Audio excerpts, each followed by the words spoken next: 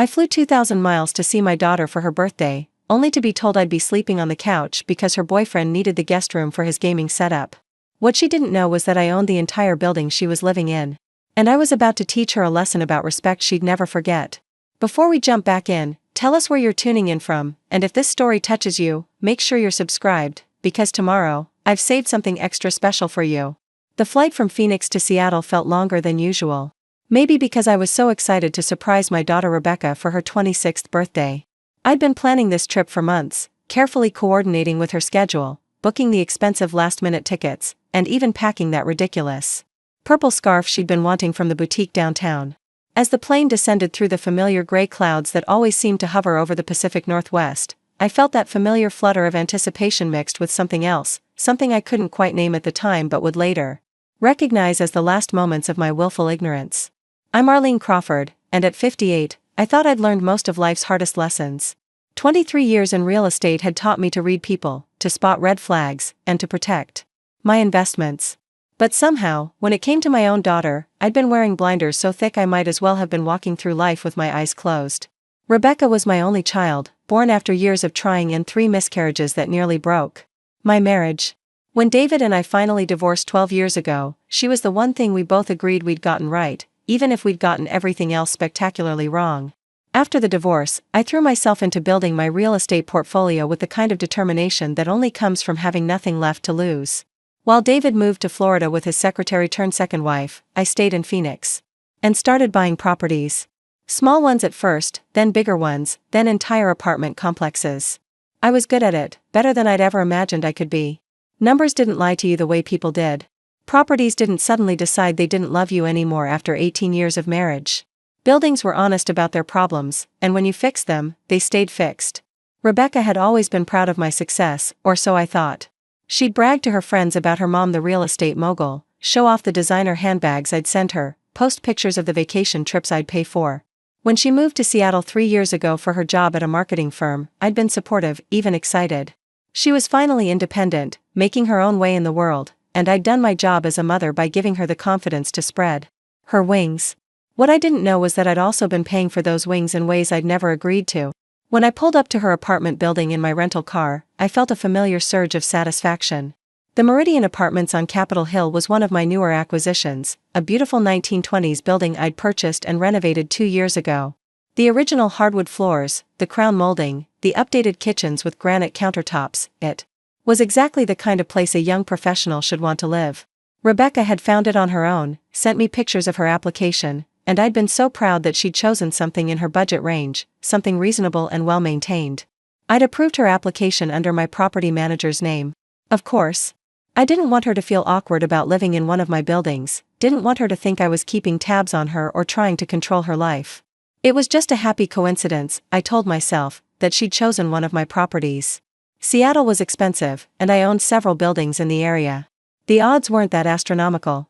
The building looked perfect, the way it always did when I drove by during my quarterly property inspections. The landscaping was immaculate, the exterior freshly painted, the windows gleaming. I'd put nearly $200,000 into renovations, and it showed. This was the kind of place where young professionals could build their lives, where they could invite their mothers to visit and feel proud of what they'd accomplished. I grabbed my suitcase from the trunk and walked up the familiar stone steps to the front entrance, punching in the code that would let me into the lobby. The marble floors echoed under my heels, and I couldn't help but smile at the fresh flowers in the vase by the mailboxes. My property manager, Janet, really was worth every penny I paid her. Rebecca's apartment was on the 3rd floor, 3B, and I took the elevator up, my stomach fluttering with excitement. I'd texted her from the airport, letting her know I'd landed safely, but I hadn't told her exactly when I'd arrive. I wanted to surprise her, to see that look of pure joy on her face when she opened the door and found me standing there with her birthday present. When she opened the door, though, the look on her face wasn't joy. It wasn't even surprise.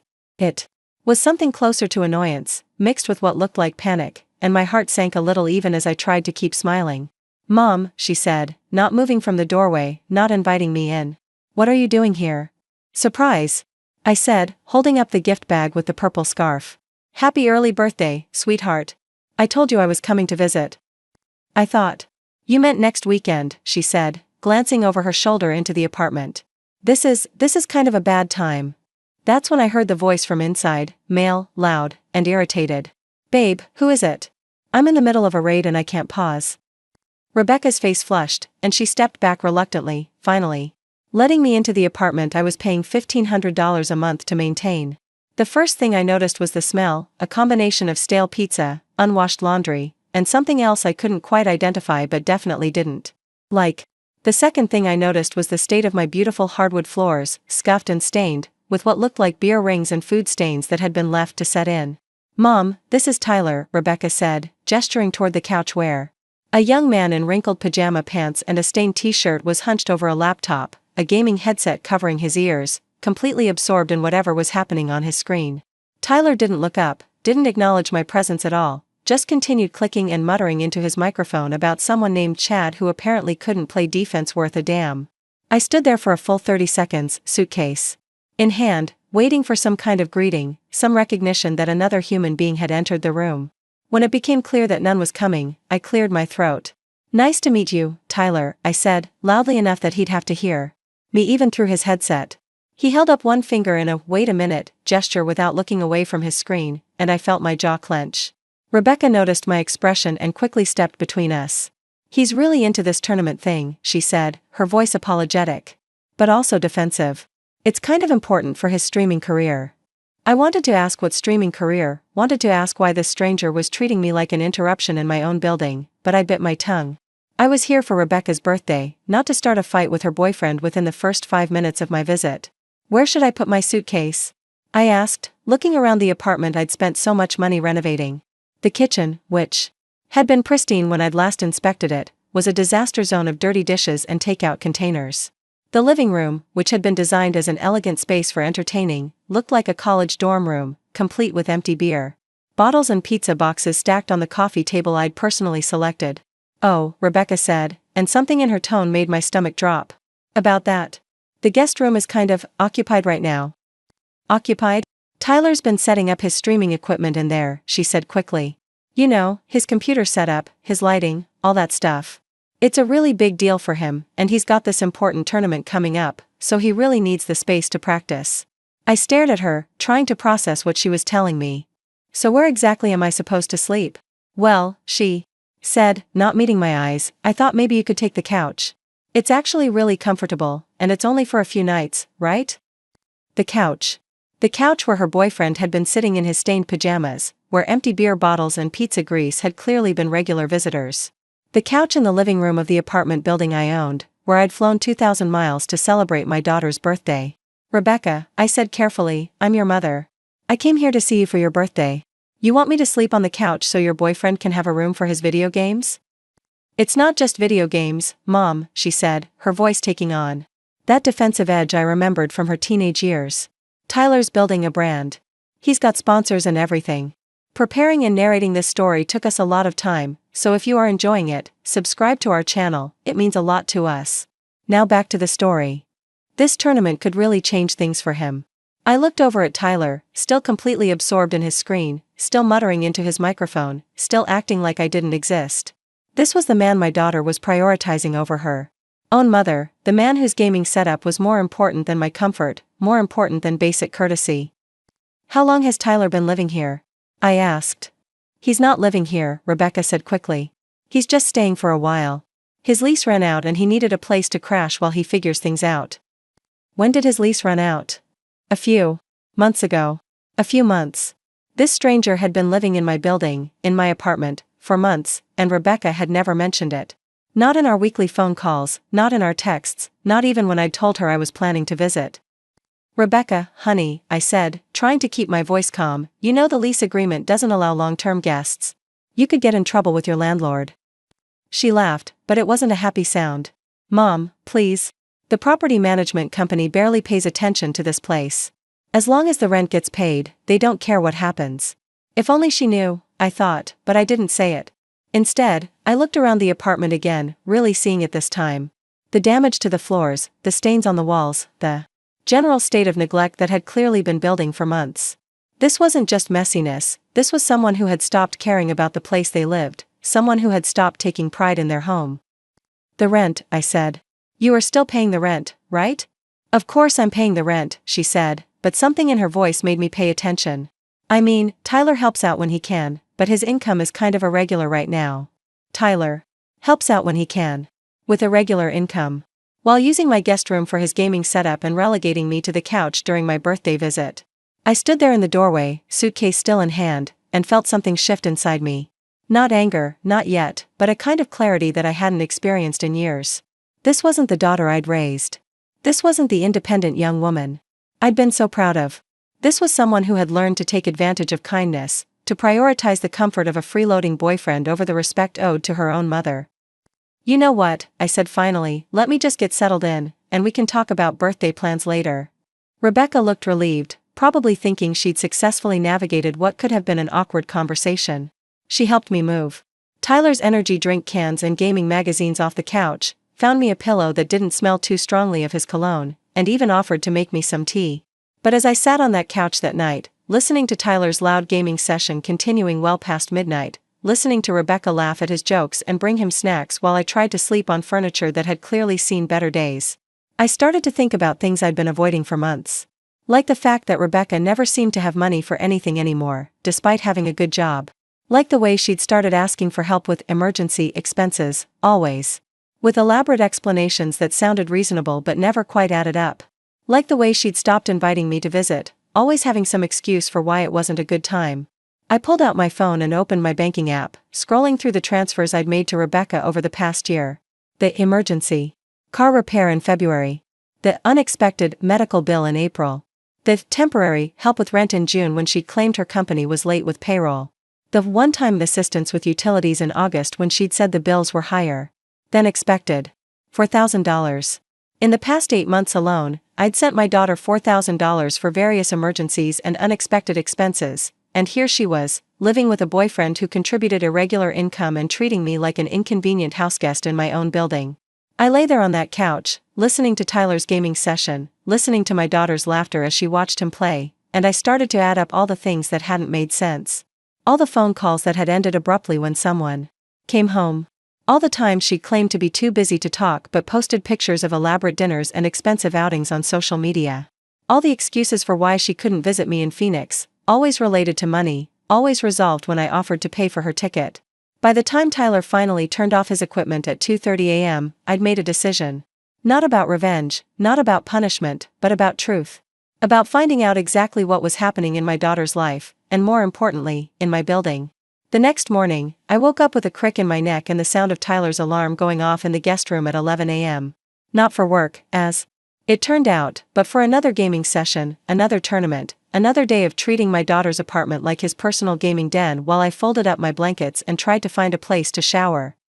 "Morning, Mom," Rebecca said, appearing in the kitchen in her pajamas, looking refreshed and happy. "How did you sleep?" "Fine," I lied, because I wasn't ready to have that conversation yet. Not until I knew more. "Great. I was thinking we could go to brunch for my birthday. There's this amazing place downtown that does bottomless mimosas." "That sounds lovely," I said.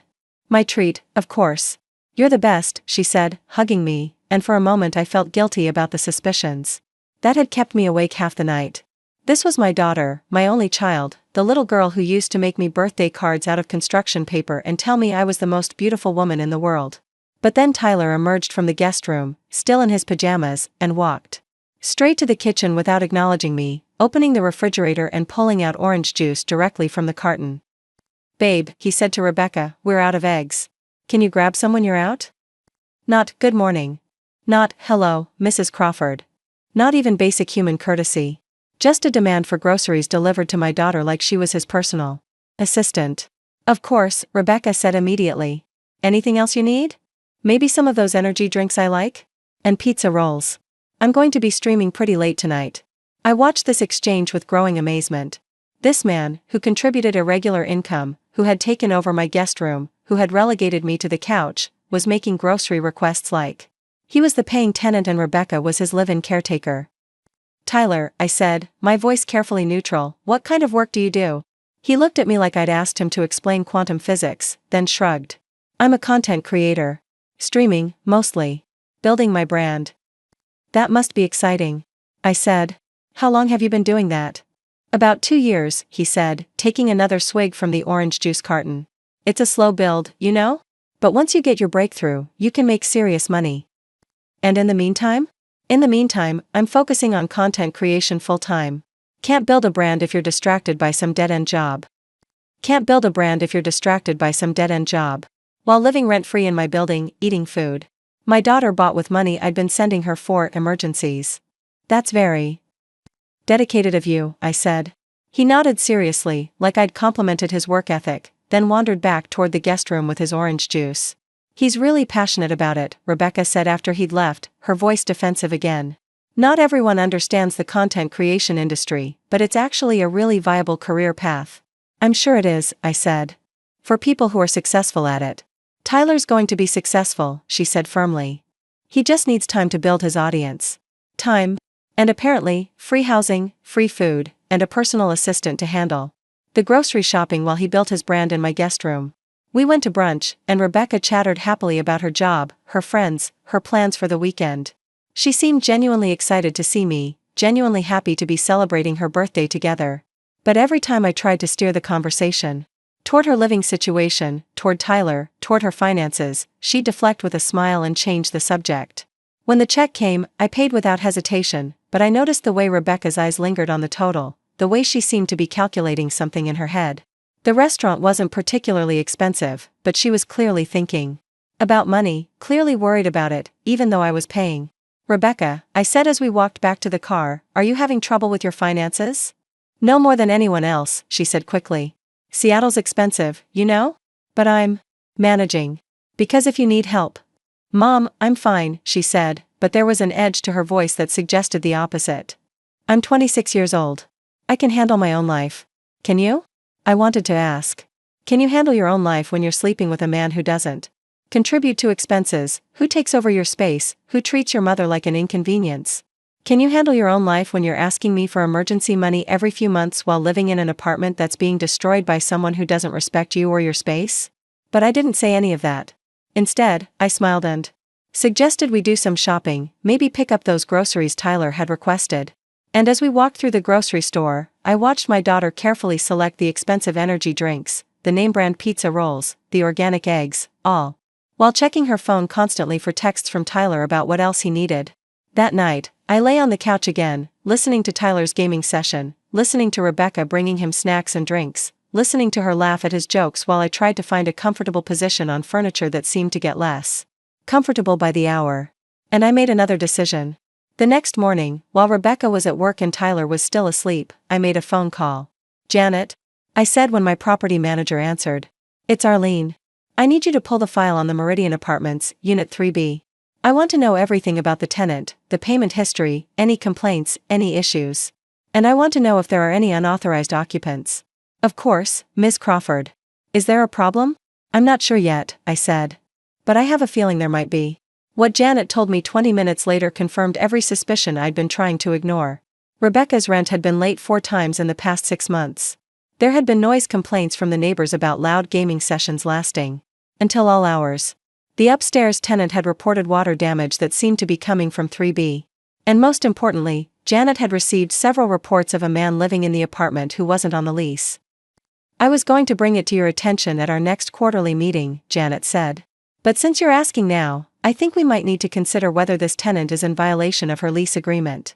This tenant, my own daughter, who had no idea that her landlord was the woman currently sleeping on her couch while her boyfriend used the guest room for his gaming setup. Give me a few more days, I said. I want to document everything properly before we take any action. Of course. Should I prepare a formal notice? Not yet, I said. But start the paperwork. I have a feeling we're going to need it. After I hung up, I sat in Rebecca's kitchen, drinking coffee from a mug that hadn't been properly washed, looking around at the damage that had been done to my property. The beautiful hardwood floors I'd paid to refinish, now scuffed and stained. The granite countertops I'd installed, now chipped and scratched. The crown molding I'd painstakingly restored, now marked with dings and scratches that spoke of carelessness and neglect. This wasn't just about the couch anymore. This wasn't just about Tyler's rudeness or Rebecca's misplaced priorities. This was about respect, responsibility, and the kind of person my daughter had become when she thought no one was watching. Tyler emerged from the guest room around noon, shuffling to the kitchen in his pajamas, opening the refrigerator and surveying the groceries Rebecca and I had bought the day before. "Morning," I said pleasantly. He grunted in response, pulling out the orange juice again. "Big day of streaming ahead?" I asked. "Yeah, there's this tournament," he said, not looking at me. "Pretty important stuff." "I'm curious," I said, "what happens if you don't make it as a content creator? Do you have a backup plan?" He finally looked at me then, his expression somewhere between annoyed and offended. "I don't need a backup plan. This is going to work." "But hypothetically," I pressed, "if it doesn't work out, what would you do?" "It's going to work out," he repeated, more firmly this time. "Rebecca believes in me. She knows I'm going to make it big." "Rebecca believes in you," I thought.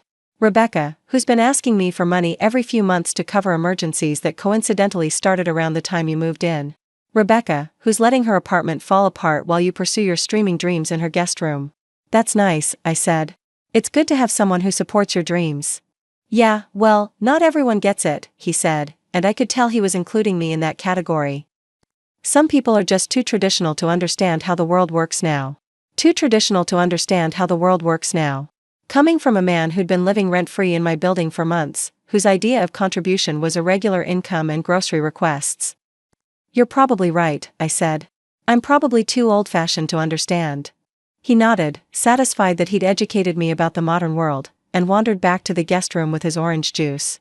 I spent the rest of the day taking pictures. Not obviously, not in a way that would raise suspicions, but carefully documenting the state of the apartment. The damage to the floors, the stains on the walls, the general neglect that had clearly been building for months. I also took pictures of Tyler's gaming setup, which had indeed taken over the entire guest room, complete with multiple monitors, professional lighting equipment, and a chair that had clearly cost more than most people's monthly rent. When Rebecca came home from work, she found me sitting on the couch, looking through real estate listings on my phone. "What are you looking at?" she asked, settling beside me. "Just some properties in Seattle," I said.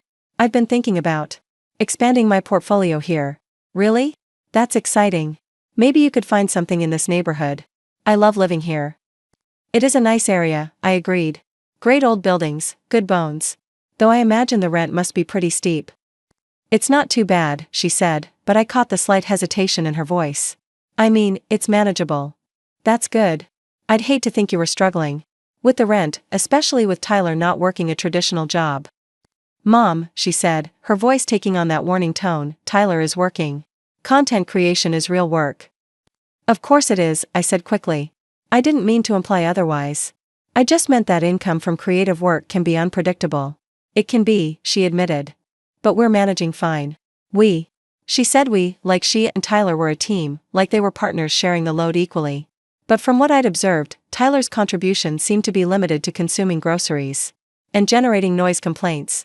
That evening, we ordered pizza for dinner, my treat again, and I watched Tyler demolish half of it while Rebecca picked at a single slice, claiming she wasn't very hungry. But I noticed the way she kept checking her phone, the way she seemed distracted and worried about something. "Everything okay, sweetheart?" I asked. "Fine," she said, but then Tyler's phone buzzed with a notification, and his face lit up. "Babe, the tournament registration is due tonight," he said excitedly. "It's only $50, but I'm a little short right now." I watched Rebecca's face as she processed this request, saw the brief flash of stress before she nodded and reached for her purse. "Of course," she said. "This is important." $50 for a tournament registration, while she picked at her dinner and worried about money. $50 that would come out of her budget, or maybe out of the next emergency she'd need to ask me to help with. "What kind of tournament is it?" I asked Tyler. "It's a major qualifying event," he said, his eyes lighting up with enthusiasm. "If I place well, I could get invited to the championship bracket. The winner gets $10,000. $10,000. For playing video games. While living rent-free in my building and eating food my daughter bought with money I'd been sending her." "That sounds exciting," I said. "What are the odds of winning?" "Well, there are about 500 participants," he said, "but I've been practicing really hard. I think I have a real shot." 500 participants. One winner. $10,000 prize. But he needed $50 from my daughter to enter, $50 she clearly didn't have to spare. I watched Rebecca hand him the money, watched the relief on his face as he immediately pulled out his phone to register. I watched my daughter smile at his excitement, watched her pretend that $50 wasn't a significant expense for her, watched her enable his delusions while sacrificing her own financial stability. That night, as I lay on the couch for the third time, listening to Tyler's extended practice session for his tournament, I pulled out my phone and did some research. I looked up content creation income statistics, tournament prize distributions, the likelihood of making a living as a gaming streamer. What I found wasn't encouraging for Tyler's prospects, but it was very enlightening about the situation my daughter had gotten herself into. The average income for content creators in Tyler's category was less than minimum wage. The vast majority never made enough to support themselves, let alone contribute to household expenses. The tournaments he was so excited about had prize pools that were divided among dozens of winners, with most participants receiving nothing. And the content creators who did make significant money had been building their brands for years, with massive time and financial investments that Tyler clearly hadn't made. In other words, Tyler's streaming career was less a viable business plan and more an expensive hobby that my daughter was subsidizing with money she didn't have. I also did some quick calculations based on what I'd observed. If Tyler had been living there for a few months, as Rebecca claimed, and if Rebecca was paying full rent on her own while supporting Tyler's expenses, and if she'd been asking me for emergency money every few months, then the math was simple and depressing. My daughter was paying $1,500 a month in rent, plus utilities, plus groceries, plus Tyler's expenses, plus his tournament registrations, plus whatever other costs came with supporting a grown man's gaming habit. On her marketing salary, which I knew was decent but not extravagant, she was probably barely breaking even each month, if that. Which explained the emergencies. The car repair that was probably just regular maintenance she couldn't afford. The medical bill that was probably just a routine visit she'd had to put on a payment plan. The help with rent when her company was late with payroll, which was probably just her running out of money after covering Tyler's expenses. My daughter wasn't having legitimate emergencies. She was having Tyler emergencies. She was slowly going broke supporting a man who thought her mother should sleep on the couch so he could have a gaming room. By the fourth morning, I'd made my decision. Not about punishment or revenge, but about truth and consequences. About teaching my daughter the difference between love and enabling, between support and exploitation. I waited until Rebecca left for work, until Tyler was settled into his morning gaming session with his headphones on and his door closed. Then I made a phone call. Janet, it's Arlene again. I want you to prepare a formal lease violation notice for Unit 3B. Unauthorized occupant, property damage, and late rent payments. I want it served today. Are you sure, Miss Crawford? Once we start the formal process, it's difficult to reverse. I'm sure, I said, looking around at the damage to my property, listening to Tyler's loud gaming session that was probably disturbing the neighbors at 10 a.m. on a Wednesday. I'm very sure. I'll have it prepared within the hour. Should I deliver it personally? No, I said.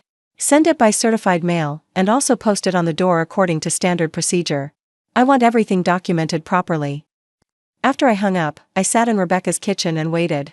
Not for Tyler to finish his gaming session, not for Rebecca to come home from work, but for my daughter to learn that actions have consequences, that choices have costs, and that sometimes the people you take for granted are the ones who hold all the power. The certified letter arrived at exactly 2:47 p.m., according to the timestamp on my phone when I photographed Tyler signing for it. He'd emerged from the guest room looking annoyed at being interrupted during what he'd loudly proclaimed was a crucial practice match for his upcoming tournament. The mail carrier had rung the doorbell 3 times before Tyler finally responded, shuffling to the door in his usual uniform of wrinkled pajama pants and yesterday's t-shirt. I watched from the kitchen window as he scrawled his signature on the delivery receipt, completely oblivious to what he was accepting. The envelope was thick, official-looking, with the Meridian Property Management letterhead clearly visible even from my vantage point. Tyler glanced at it briefly, probably assuming it was some routine building notice about maintenance or policy updates, and tossed it onto the coffee table before heading back to his gaming setup. For the next 3 hours, that envelope sat there like a ticking bomb while Tyler continued his online matches, occasionally shouting instructions or complaints at his screen. I found myself checking the time obsessively, wondering when Rebecca would get home, wondering how long it would take for them to actually open and read the notice that would change everything. Rebecca walked through the door at 6:15 p.m., looking tired from her day at the marketing firm but brightening when she saw me sitting at the kitchen table with a cup of tea. "Hey Mom," she said, dropping her purse by the door and kicking off her heels. "How was your day? Did you and Tyler manage to coexist peacefully?" "Oh, we barely interacted," I said truthfully. "He's been quite focused on his practice sessions." She smiled fondly in the direction of the guest room, where Tyler's voice could be heard through the closed door, alternating between strategic callouts and creative profanity. "He's so dedicated. I really admire his commitment to his craft. His craft. As if playing video games 12 hours a day while living rent-free constituted some sort of artistic pursuit worthy of admiration and financial support. Rebecca, I said carefully, there's some mail for you on the coffee table. It looks official. She glanced over at the envelope, still lying where Tyler had left it, and shrugged. Probably just something from the building management. They're always sending notices about noise policies or lease renewals. You might want to read it, I suggested. It was delivered by certified mail. That got her attention. Certified mail usually meant something important, something that required documentation and acknowledgement.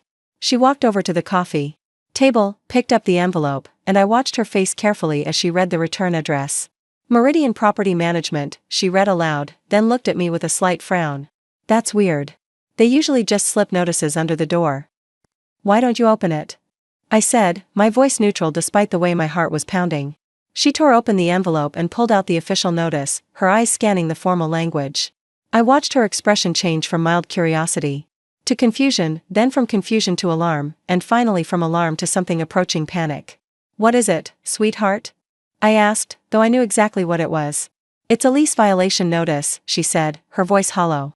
They're saying I have an unauthorized occupant, that there's been property damage, and that my rent payments have been consistently late. From the guest room, Tyler's voice rose in triumph as he apparently achieved some gaming milestone, completely oblivious to the crisis unfolding in the living room. That's ridiculous, Rebecca continued, her voice gaining strength as indignation replaced shock. I mean, Tyler's just staying here temporarily while he gets back on his feet. And I've never been late with rent. Well, maybe a few times, but not consistently. I said nothing, just watched as she reread the notice, her face growing paler. With each pass through the formal language. They're giving me 30 days to remedy the violations or face eviction proceedings, she said, looking up at me with wide eyes. Mom, what am I going to do? I can't get evicted. I love this apartment. The irony wasn't lost on me. She loved the apartment that she'd been systematically destroying, loved the building that I owned and maintained, loved the home that she'd been taking for granted while prioritizing her boyfriend's comfort over basic respect for the property. What does Tyler think about this? I asked. Tyler? She looked toward the guest room as if she'd forgotten he existed. I should tell him. She walked to the guest room door and knocked, waited for a response, then knocked again more loudly. Finally, Tyler's voice came through the door, irritated and distracted. Kind of in the middle of something, babe. Can it wait? Tyler, this is important, Rebecca called back. We got a notice from the building management. What kind of notice? A lease violation notice. About you living here. There was a pause, during which I could hear Tyler saying something to his online teammates about taking a quick break. A moment later, the door opened and he emerged, headset around his neck, looking more annoyed than concerned. What's this about? He asked, reaching for the notice in Rebecca's hands. I watched him read it, watched his expression shift from annoyance to confusion to something that looked suspiciously like calculation rather than genuine concern. This is harassment, he said finally. They can't just decide I'm an unauthorized occupant. I'm a guest. You've been here for 4 months, Tyler, Rebecca said quietly. So? There's no law against having a long-term guest. Besides, they can't prove I actually live here. I still get mail at my old address. The fact that he still got mail at his old address because he'd never officially changed his address, probably to avoid exactly this kind of situation, didn't seem to occur to either of them as evidence of his deceptive intent. What about the property damage? Rebecca asked, scanning the notice again. They mentioned scuff marks on the hardwood floors and stains on the walls. Tyler shrugged. Normal wear and tear. That's not the tenant's responsibility. I bit my tongue to keep from pointing out that the kind of damage described in the notice went well beyond normal wear and tear, that it was the result of months of carelessness and neglect that I'd been documenting with my phone camera for the past 4 days. And the late rent payments? Rebecca continued. That's not my fault, Tyler said quickly. That's between you and the landlord. Not my fault. As if the reason for those late payments, the reason Rebecca had been struggling financially, had nothing to do with supporting his gaming habit and covering his expenses. Tyler, Rebecca said, her voice strained, what am I supposed to do about this? If I get evicted, where are we going to live? Where are we going to live? Not where am I going to live, but where are we going to live? As if Tyler's housing situation was automatically her responsibility, as if his presence in her life meant she was obligated to solve his problems along with her own. We'll figure something out, Tyler said vaguely. Maybe we can find a place together. Split the costs. Split the costs. Coming from a man who hadn't contributed meaningfully to their current housing costs, who had taken over her guest room and relegated her mother to the couch, who spent his days playing video games while she worked to support them both. With what money? Rebecca asked, and I heard the edge of desperation creeping into her voice. Tyler, I can barely afford this place on my own, and that's with help from my mom for emergencies. Help from my mom for emergencies. The truth was finally coming out, the admission that the money I'd been sending wasn't for legitimate unexpected expenses but for covering the shortfall created by supporting Tyler's lifestyle. I told you, I'm building my brand, Tyler said, his voice taking on a defensive edge. Once I start making real money from streaming, we'll be fine. This tournament could change everything. This tournament. The same tournament he'd needed Rebecca to pay $50 to enter, the same tournament with 500 participants and one winner, the same tournament that represented his entire financial strategy for the future. When, Tyler? Rebecca asked, and I could hear years of frustration boiling over. When is this going to start paying off? Because I can't keep doing this. I can't keep covering everything while you chase this dream. It's not a dream, Tyler snapped. It's a legitimate career path. Just because you don't understand the industry doesn't mean it's not real. I understand that we might get evicted because I can't afford the rent when I'm supporting two people on one salary, Rebecca shot back. Finally, she was saying out loud what had been obvious to me from the moment I arrived. She was supporting two people on one salary, carrying the full financial burden while Tyler pursued his gaming career without contributing to their basic living expenses. I never asked you to support me, Tyler said, but his voice lacked conviction. You didn't have to ask, Rebecca said quietly. You just moved in and assumed I'd handle everything. The silence that followed was heavy with years of unspoken resentment and financial stress. I sat in the kitchen, listening to my daughter finally confront the reality of her situation, finally admit that she'd been enabling someone who had been taking advantage of her generosity. Look, Tyler said finally, his voice softer, more conciliatory, this notice doesn't mean anything. We can fight it. Landlords send these things all the time to scare tenants. They probably don't even have grounds for eviction. They probably don't even have grounds for eviction. If only he knew that the landlord was sitting 20 feet away, documenting every word of this conversation, building a case that would hold up in any housing court in the country. Maybe we should talk to a lawyer, Rebecca said uncertainly. Lawyers are expensive, Tyler pointed out. And this will probably just blow over. Building management companies are usually all talk. Tyler, I can't take that risk, Rebecca said. If I get evicted, it goes on my credit report. It affects my ability to rent anywhere else. This isn't a game.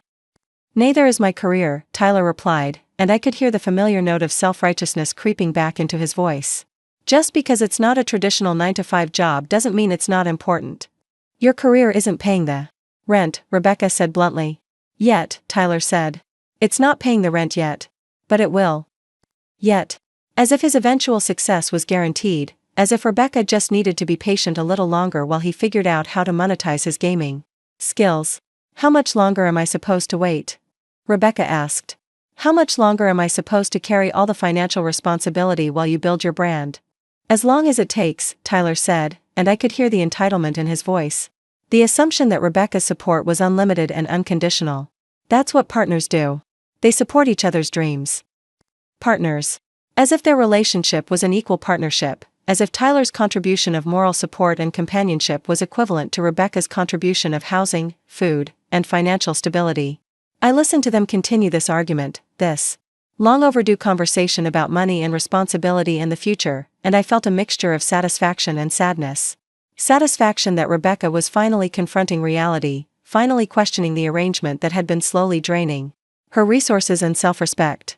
Sadness that it had taken a legal threat to force this conversation, that my daughter had been struggling in silence rather than asking for real help or setting appropriate boundaries. The argument went on for another hour, cycling through the same themes again and again. Tyler's insistence that his streaming career was viable and just needed more time. Rebecca's growing frustration with carrying all the financial burden. Tyler's dismissal of the lease violation notice as harassment. Rebecca's genuine fear of eviction and its consequences. Through it all, I said nothing, just sat in the kitchen pretending to read my book while absorbing every word. This wasn't my fight, not yet. This was Rebecca's moment to decide what kind of person she wanted to be, what kind of relationship she was willing to accept, what kind of future she was willing to build. By the time they finished arguing, it was nearly 9 p.m. and nothing had been resolved. Tyler had returned to his gaming session, claiming he needed to practice for his tournament and couldn't be distracted by landlord drama. Rebecca sat on the couch, staring at the lease violation notice, looking more lost and overwhelmed than I'd seen her since she was a teenager. "Mom," she said finally, "what would you do?" "What would I do?" After 4 days of sleeping on the couch, for days of watching Tyler treat her apartment like his personal gaming center, for days of seeing my daughter sacrifice her financial stability and self-respect for a man who couldn't even be bothered to acknowledge her mother's presence. "I think," I said carefully, "that you need to decide what kind of life you want to live.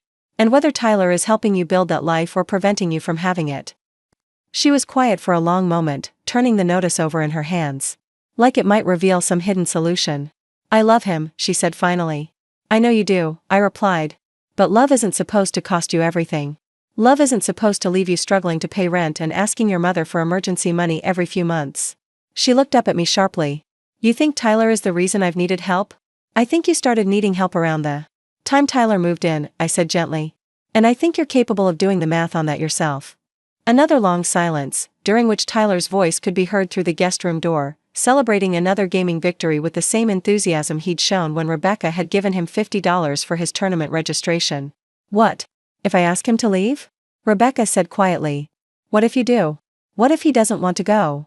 "Then you'll know something important about who he really is," I said. She nodded slowly, still staring at the notice, still processing the reality of her situation. The apartment was quiet except for Tyler's gaming session, and I found myself hoping that my daughter would find the strength to choose herself, to choose her future, to choose the kind of life that didn't require her to sacrifice everything for someone else's dreams. The next morning brought a new crisis, though Tyler didn't seem to recognize it as such. Rebecca had left for work early, claiming she had an important presentation to prepare, but I suspected she needed time away from the apartment to think about everything that had been said the night before. Tyler emerged from the guest room around 11 a.m., later than usual, and immediately started rummaging through the refrigerator with the focused intensity of someone looking for specific items. "We're out of those energy drinks," he announced, as if this was a household emergency requiring immediate attention. "I'm sure Rebecca can pick some up after work," I said neutrally. "I need them for my tournament today," he said, pulling out his phone. "I'll just ask her to grab some on her lunch break." I watched him type out a text message, probably asking Rebecca to interrupt her workday to handle his shopping needs, and felt my patience finally snap. "Tyler," I said, "don't you think Rebecca has enough to worry about right now?" He looked up from his phone, confused. "What do you mean?" "The lease violation notice. The possibility of eviction. The financial stress she's been dealing with."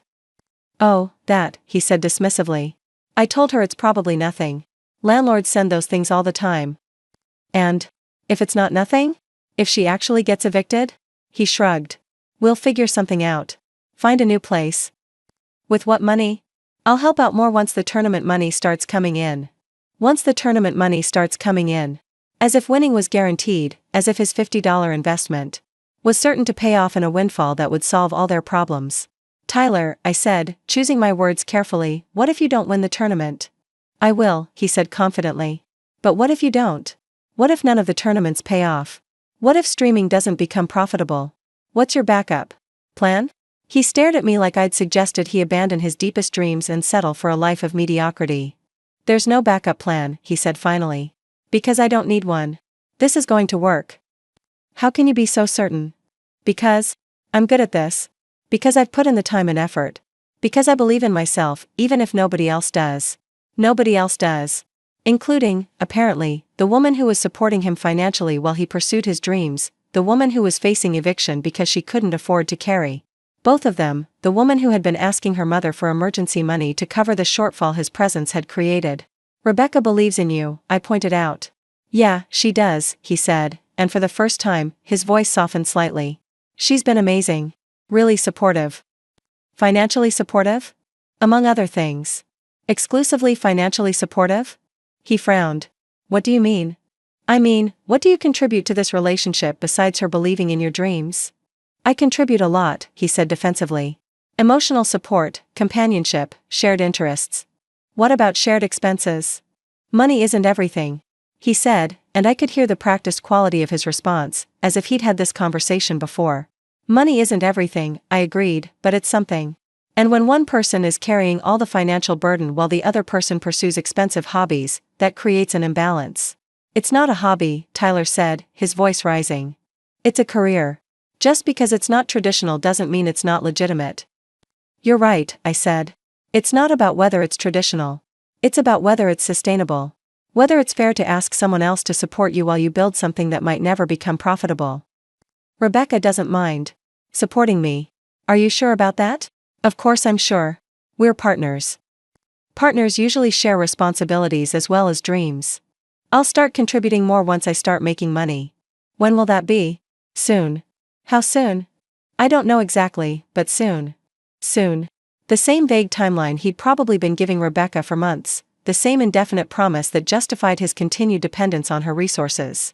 Tyler, I said, what if soon never comes? What if you're still not making money 6 months from now, or a year from now? How long is Rebecca supposed to wait? As long as it takes, he said, and there it was again, that sense of entitlement. That assumption that Rebecca's support was unlimited and unconditional. Even if it means she gets evicted? Even if it ruins her credit? Even if it damages her relationship with her family? It won't come to that, he said, but he sounded less certain now. It already has come to that, I pointed out. She's facing eviction right now. She's been asking her mother for emergency money for months. The relationship with her family is already being damaged. That's not my fault. Whose fault is it? The landlord's, for sending that notice. Your daughter's, for not budgeting better. The economy's, for making everything so expensive. Everyone's fault but his own. The landlord was wrong for enforcing lease terms. Rebecca was wrong for not budgeting better while supporting 2 people on 1 income. The economy was wrong for making housing expensive. But Tyler wasn't wrong for living rent-free while pursuing dreams that weren't generating income. Tyler, I said, what would happen if you moved out? What do you mean? I mean, if you found your own place, got your own apartment, paid your own rent. What would happen to Rebecca's financial situation? He was quiet for a moment, and I could see him doing calculations in his head, probably for the first time really considering the impact of his presence on Rebecca's budget. She'd have more money, he admitted reluctantly. A lot more money?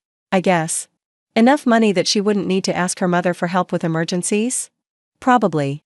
Enough money that she could pay her rent on time and avoid eviction notices? Maybe. Maybe. As if it wasn't obvious that removing a non-contributing household member would dramatically improve Rebecca's financial situation. So why don't you move out? Because we're together. Because we love each other. Because relationships require sacrifice.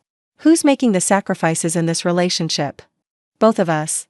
What sacrifices are you making? I'm sacrificing immediate income to build something bigger. I'm investing in our future. With whose money? With the money we have. The money Rebecca earns at her job while you play video games? While I build my brand, he corrected, but his voice lacked its usual conviction. Tyler, I said gently, do you see how this looks from the outside? Do you see how it might look to Rebecca's family? How does it look? It looks like you're taking advantage of her generosity. It looks like you're using her financial resources to support your lifestyle while contributing nothing in return. That's not what's happening. Then what is happening? I'm building something. I'm working toward a future that will benefit both of us. When? When what? When will this future start benefiting Rebecca? When will she see any return on the investment she's been making in your dreams? Soon, he said again, but the word sounded hollow now, empty of the confidence it had carried before. Tyler, I said, what if I told you that Rebecca has been lying to me about why she needs money? What if I told you that every emergency she's asked me to help with has been directly related to covering expenses that you should be helping with? That's not true. The car repair that cost her $800? That was routine maintenance she couldn't afford because she'd spent her car fund on groceries and utilities for both of you. The medical bill she needed help with? That was a basic doctor's visit she had to put on a payment plan because she didn't have $200 available. The rent help she needed when her company was supposedly late with payroll? Her company was never late with payroll. She just ran out of money after covering your share of the expenses. Tyler stared at me, his face cycling through confusion, denial, and something that might have been the beginning of understanding. She didn't tell me any of that, he said quietly. Because she didn't want you to feel guilty.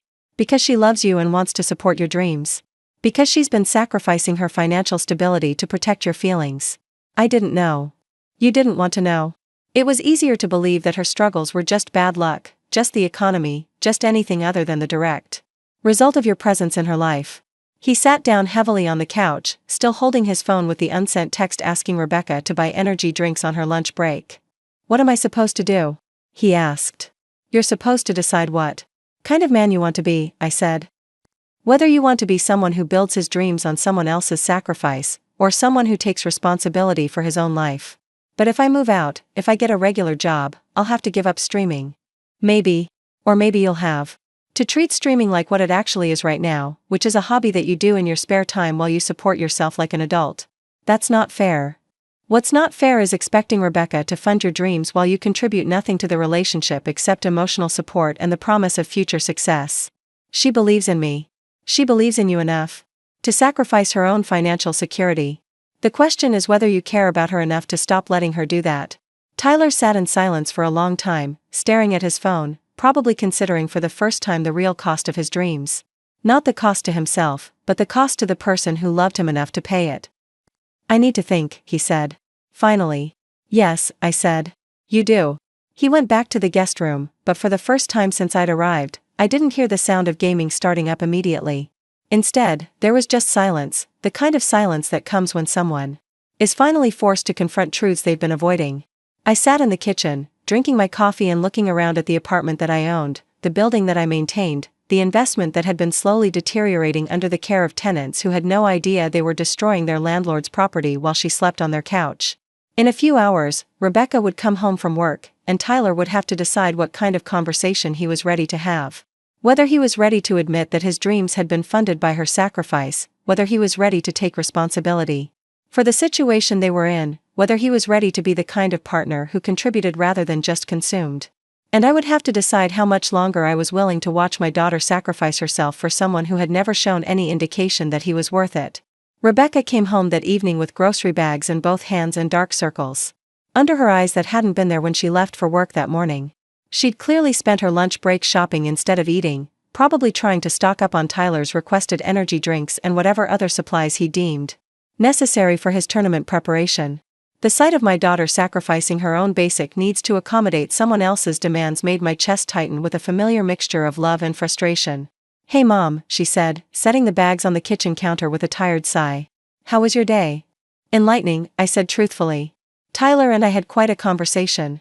Her face immediately tensed, and I could see her mentally preparing for damage control, probably wondering what Tyler might have said or done to offend me further. What kind of conversation? She asked carefully. The kind where someone finally asks the hard questions that should have been asked months ago. She began unpacking groceries with mechanical precision, avoiding my eyes as she lined up energy drinks in the refrigerator like colorful soldiers preparing for battle. Her movements were efficient but joyless, the actions of someone who had long since stopped finding pleasure in the simple act of caring for her home. Mom, I know this situation isn't ideal, she said finally. I know having Tyler here while you're visiting isn't exactly what you expected. But it's temporary, and he's really close to making some breakthroughs with his streaming. Temporary. The same word she'd probably been using to justify this arrangement to herself for months, the same indefinite timeline that allowed Tyler to avoid taking responsibility for his impact on her life. Rebecca, I said gently, how long has Tyler been telling you that his breakthrough is coming soon? She paused in her unpacking, a can of energy drink halfway to the refrigerator, and I could see her doing mental calculations. It's a competitive industry, she said finally. These things take time. How much time? However long it takes. However long it takes. The exact phrase Tyler had used that morning, the same open-ended commitment that justified endless sacrifice with no guaranteed return. And in the meantime, you're supposed to carry all the financial responsibility? We're partners, she said, but her voice lacked conviction. Partners support each other. Do they? Because from where I'm sitting, it looks like only one partner is doing the supporting. She slammed the refrigerator door harder than necessary. And when she turned to face me, her eyes were bright with unshed tears. You don't understand, she said. Tyler isn't like other people. He's got real talent, real potential. He just needs someone who believes in him. I believe that you believe in him, I said carefully. But believing in someone's potential doesn't mean you're obligated to fund it indefinitely. It's not indefinite. He's going to start making money soon. When? Soon. That's not an answer, Rebecca. That's a hope. She turned back to the groceries, pulling out packages of expensive organic food that I knew she probably couldn't afford but had bought anyway because Tyler preferred name brands over store brands, because keeping him happy had become more important than keeping herself financially stable. Look, she said, her voice carefully controlled, I know you're concerned about me. I know you think Tyler is taking advantage. But you don't see what I see. You don't see how hard he works, how passionate he is about what he's doing. I see how hard you work, I said. I see how passionate you are about supporting him. The question is whether he's equally passionate about supporting you. He is. Just in different ways. What ways? Emotional support. Companionship. He makes me laugh. Emotional support, companionship, and laughter.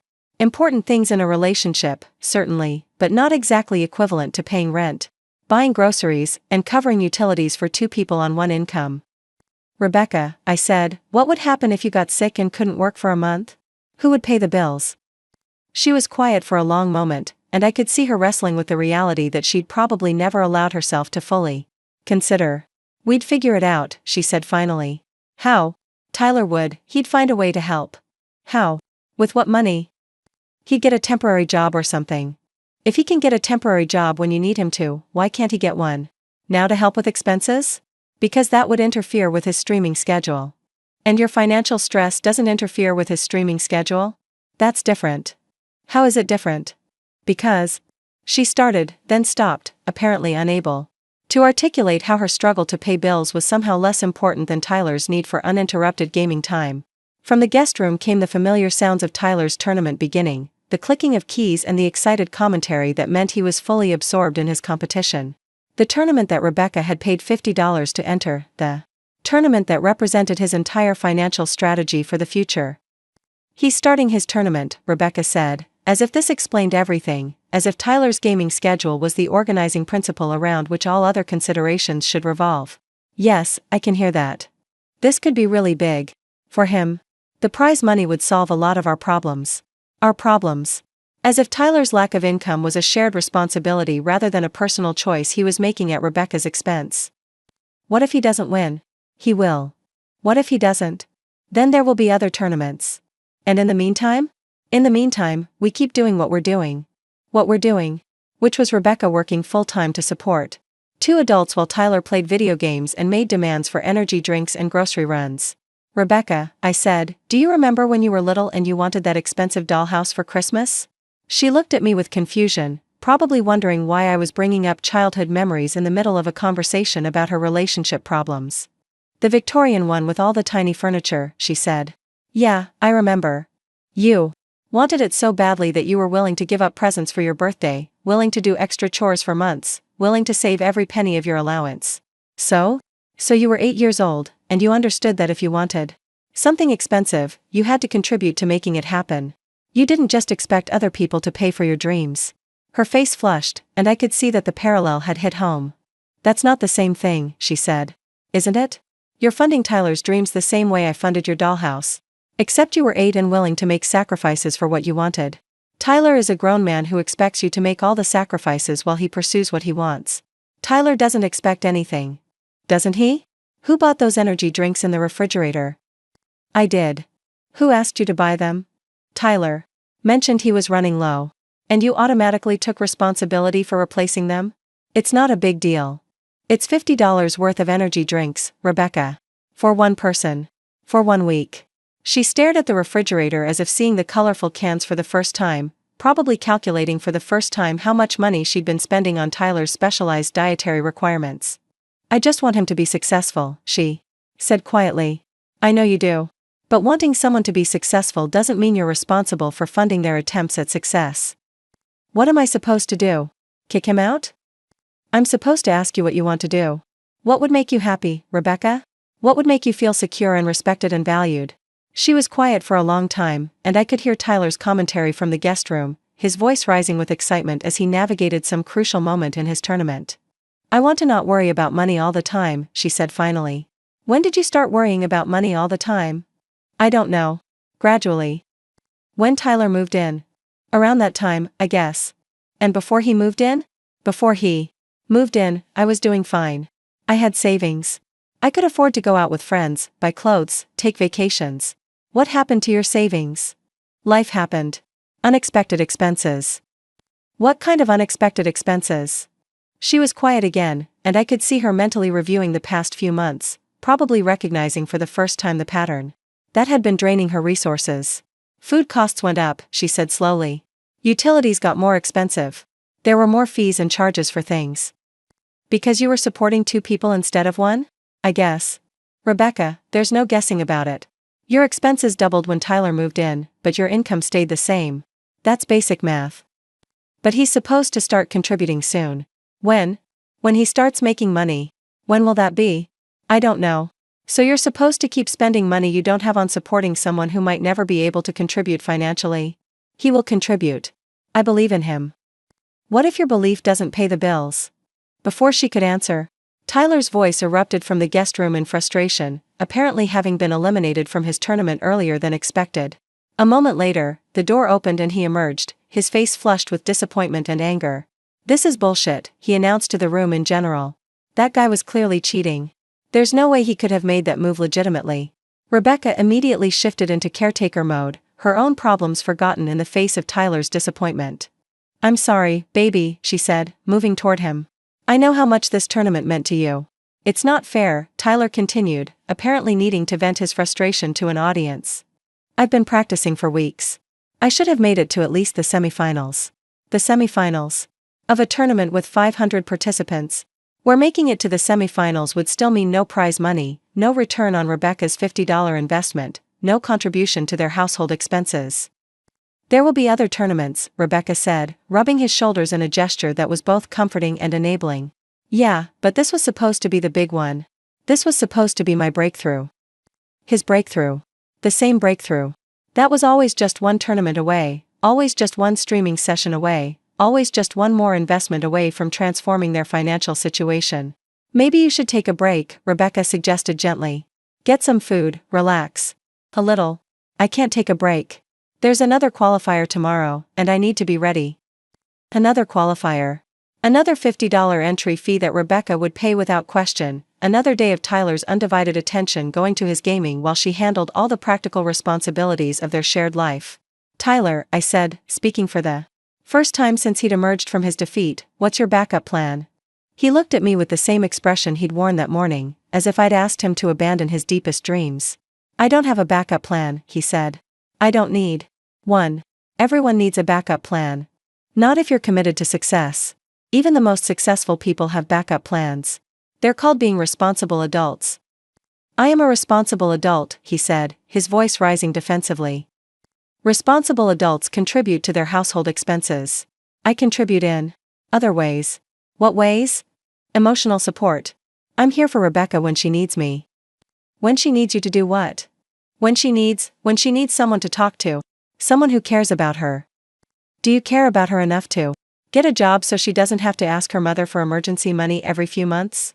Tyler's face went through several expressions, from confusion to understanding to something that looked like guilt. What emergency money? He asked, looking between Rebecca and me. Rebecca's face had gone pale, and I could see her mentally scrambling for a way to explain this without making Tyler feel guilty, without forcing him to confront the reality of how his presence had affected her finances. It's not a big deal, she said quickly. Just occasional help when things get tight. What kind of help? Tyler pressed. Just temporary assistance, Rebecca said. Car repairs, medical bills, that kind of thing. How much assistance? Tyler, it doesn't matter. How much, Rebecca? She looked at me helplessly, probably hoping I would change the subject or find some way to minimize the impact of what she was about to reveal. A few $1,000s, she said finally. Over the past year. A few $1,000s? Tyler repeated, and I could see him doing calculations, probably for the first time really considering how much money Rebecca had been spending to support their lifestyle. It's just temporary, Rebecca said again. Until you start making money. From streaming. What if I don't start making money from streaming? The question hung in the air like a challenge, probably the first time Tyler had ever voiced doubt about his gaming career, the first time he'd allowed himself to consider the possibility that his dreams might not become reality. You will. Rebecca said automatically. But what if I don't? Then we'll figure something else out. What something else? I don't know. We'll figure it out when we get there. Rebecca, Tyler said slowly, how much money have you spent supporting me? It's not about the money. How much? Tyler, please don't do this. How much money have you spent on groceries for both of us? Utilities for both of us? Tournament entry fees? Energy drinks? All the things I eat and drink and use without paying for? Rebecca was crying now, tears streaming down her face as she tried to avoid answering questions that would force both of them to confront the reality of their relationship. I don't keep track, she said. I don't think about it that way. Maybe you should think about it that way, Tyler said, and his voice had lost its defensive edge, replaced by something that sounded like genuine remorse. Maybe I should think about it that way. He sat down heavily on the couch, putting his head in his hands, and for the first time since I'd met him, he looked like a man rather than an overgrown teenager. I've been taking advantage of you, he said quietly. No, you haven't, Rebecca said immediately. We're partners. Partners help each other.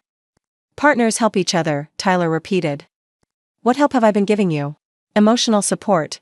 Companionship. What else? That's enough. Is it? Is emotional support enough to justify someone else paying all your bills? Tyler, don't do this to yourself. I'm not doing this to myself. I'm finally seeing what I've been doing to you. He looked up at Rebecca, then at me, and I could see something shifting in his expression, some recognition that had been a long time coming. I've been living here for 4 months, he said. 4 months of you paying for everything while I played video games and convinced myself I was building a career. You are building a career, Rebecca insisted. Am I? Really? How much money have I made in 4 months? That's not the point. That's exactly the point. How much money have I contributed to this household in 4 months? Rebecca was quiet, unable to answer because the answer was zero, because Tyler hadn't contributed financially in any meaningful way since he'd moved in. I've been a parasite, Tyler said, and his voice was heavy with a recognition that seemed to surprise him. I've been living off your work, your money, your generosity, while telling myself that I was pursuing my dreams. Don't say that, Rebecca pleaded. It's true, isn't it? You work 40 hours a week to pay for this apartment, and I play video games 40 hours a week in the room that's supposed to be for guests. You buy groceries that I eat, pay utilities that I use, cover tournament fees that I lose. Tyler, please. Your mother has been sending you money to cover the difference between what you can afford and what it actually costs to support both of us, and I convinced myself that your financial problems were just bad luck. They are bad luck. No, they're not. They're Tyler luck. They're the predictable result of supporting someone who doesn't support you back. He stood up abruptly, pacing to the window and back, his hands running through his hair as he processed this long overdue realization. I need to get a job, he said. Tyler, no, Rebecca said immediately. You're so close to breaking through. Don't give up now. Breaking through to what? I've been trying to make money streaming for 2 years, and I've made less than $100 total. That's $50 a year, Rebecca. That's not a career, that's an expensive hobby. But you love it. I love a lot of things. I love sleeping until noon, I love eating expensive food, I love not having any responsibilities. But none of those things justify making someone else pay for my lifestyle. It's not forever. How do you know? How does anyone know? What if I never make significant money streaming? What if this is just a fantasy I've been using to avoid growing up? Rebecca was sobbing now, probably mourning not just Tyler's potential departure but the dream they'd both been clinging to, the fantasy. That love and belief were enough to overcome financial reality. I don't want you to give up your dreams, she said through her tears. Maybe my dreams need to grow up, Tyler said. Maybe I need to dream about being the kind of man who contributes to his relationship instead of just consuming from it. He looked at me then, and I could see something like apology in his expression. I owe you an apology, he said. For the way I've treated you since you've been here.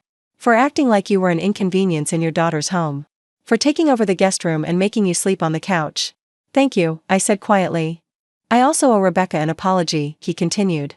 For letting her sacrifice her financial security for my gaming habit. For convincing both of us that emotional support was equivalent to financial contribution. Tyler, Rebecca said, what are you saying? I'm saying I need to move out, Tyler said. I need to get my own place, get a real job, start taking responsibility for my own life. But what about us? What about us? We can still be together. We can still support each other's dreams. But I need to support myself first, and I need to stop expecting you to subsidize my refusal to grow up. Rebecca looked between Tyler and me, her face a mixture of relief and loss, probably recognizing that this was the right decision while mourning the end of the fantasy they'd been living. When?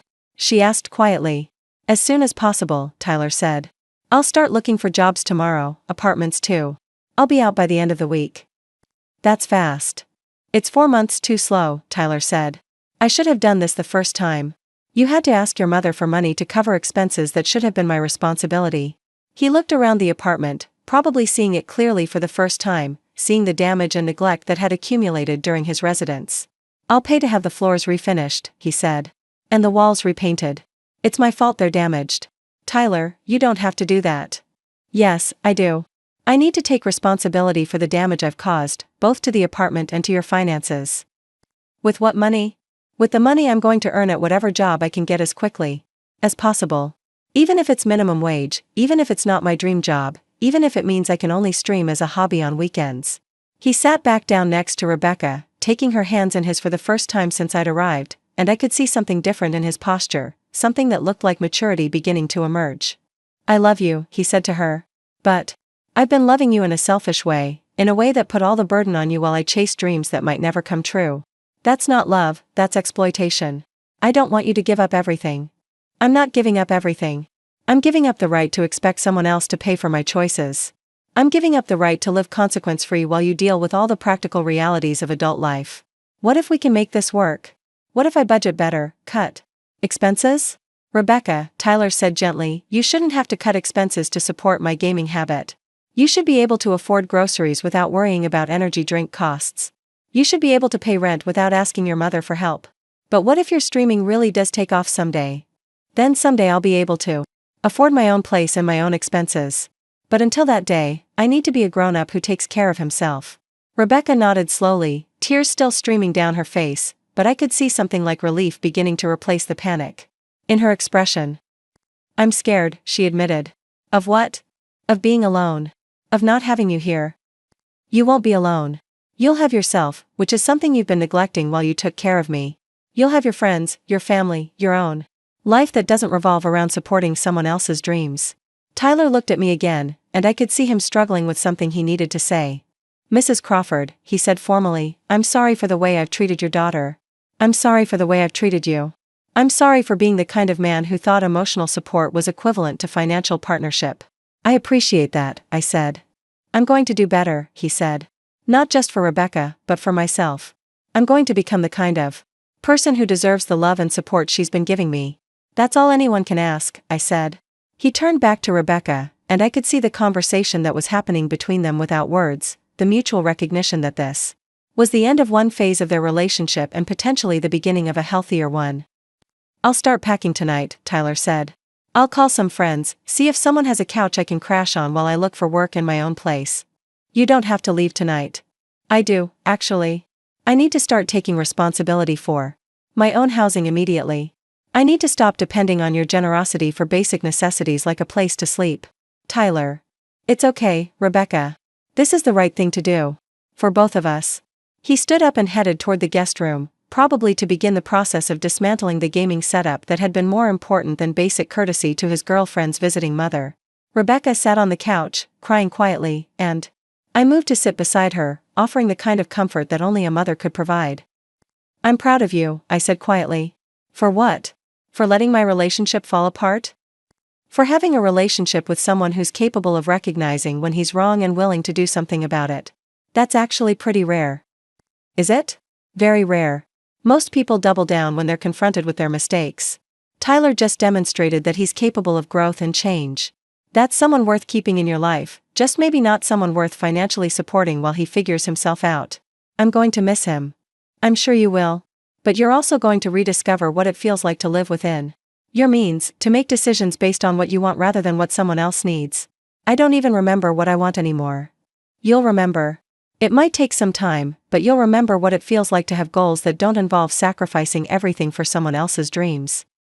From the guest room came the sounds of Tyler packing, the rustling of clothes and the careful wrapping of electronic equipment.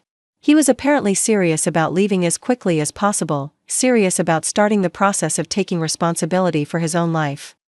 "Mom," Rebecca said quietly, "thank you." "For what?" "For asking the hard questions.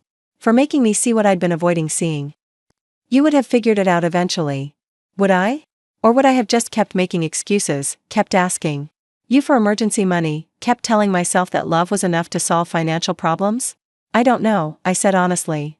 "But I'm glad we didn't have to find out."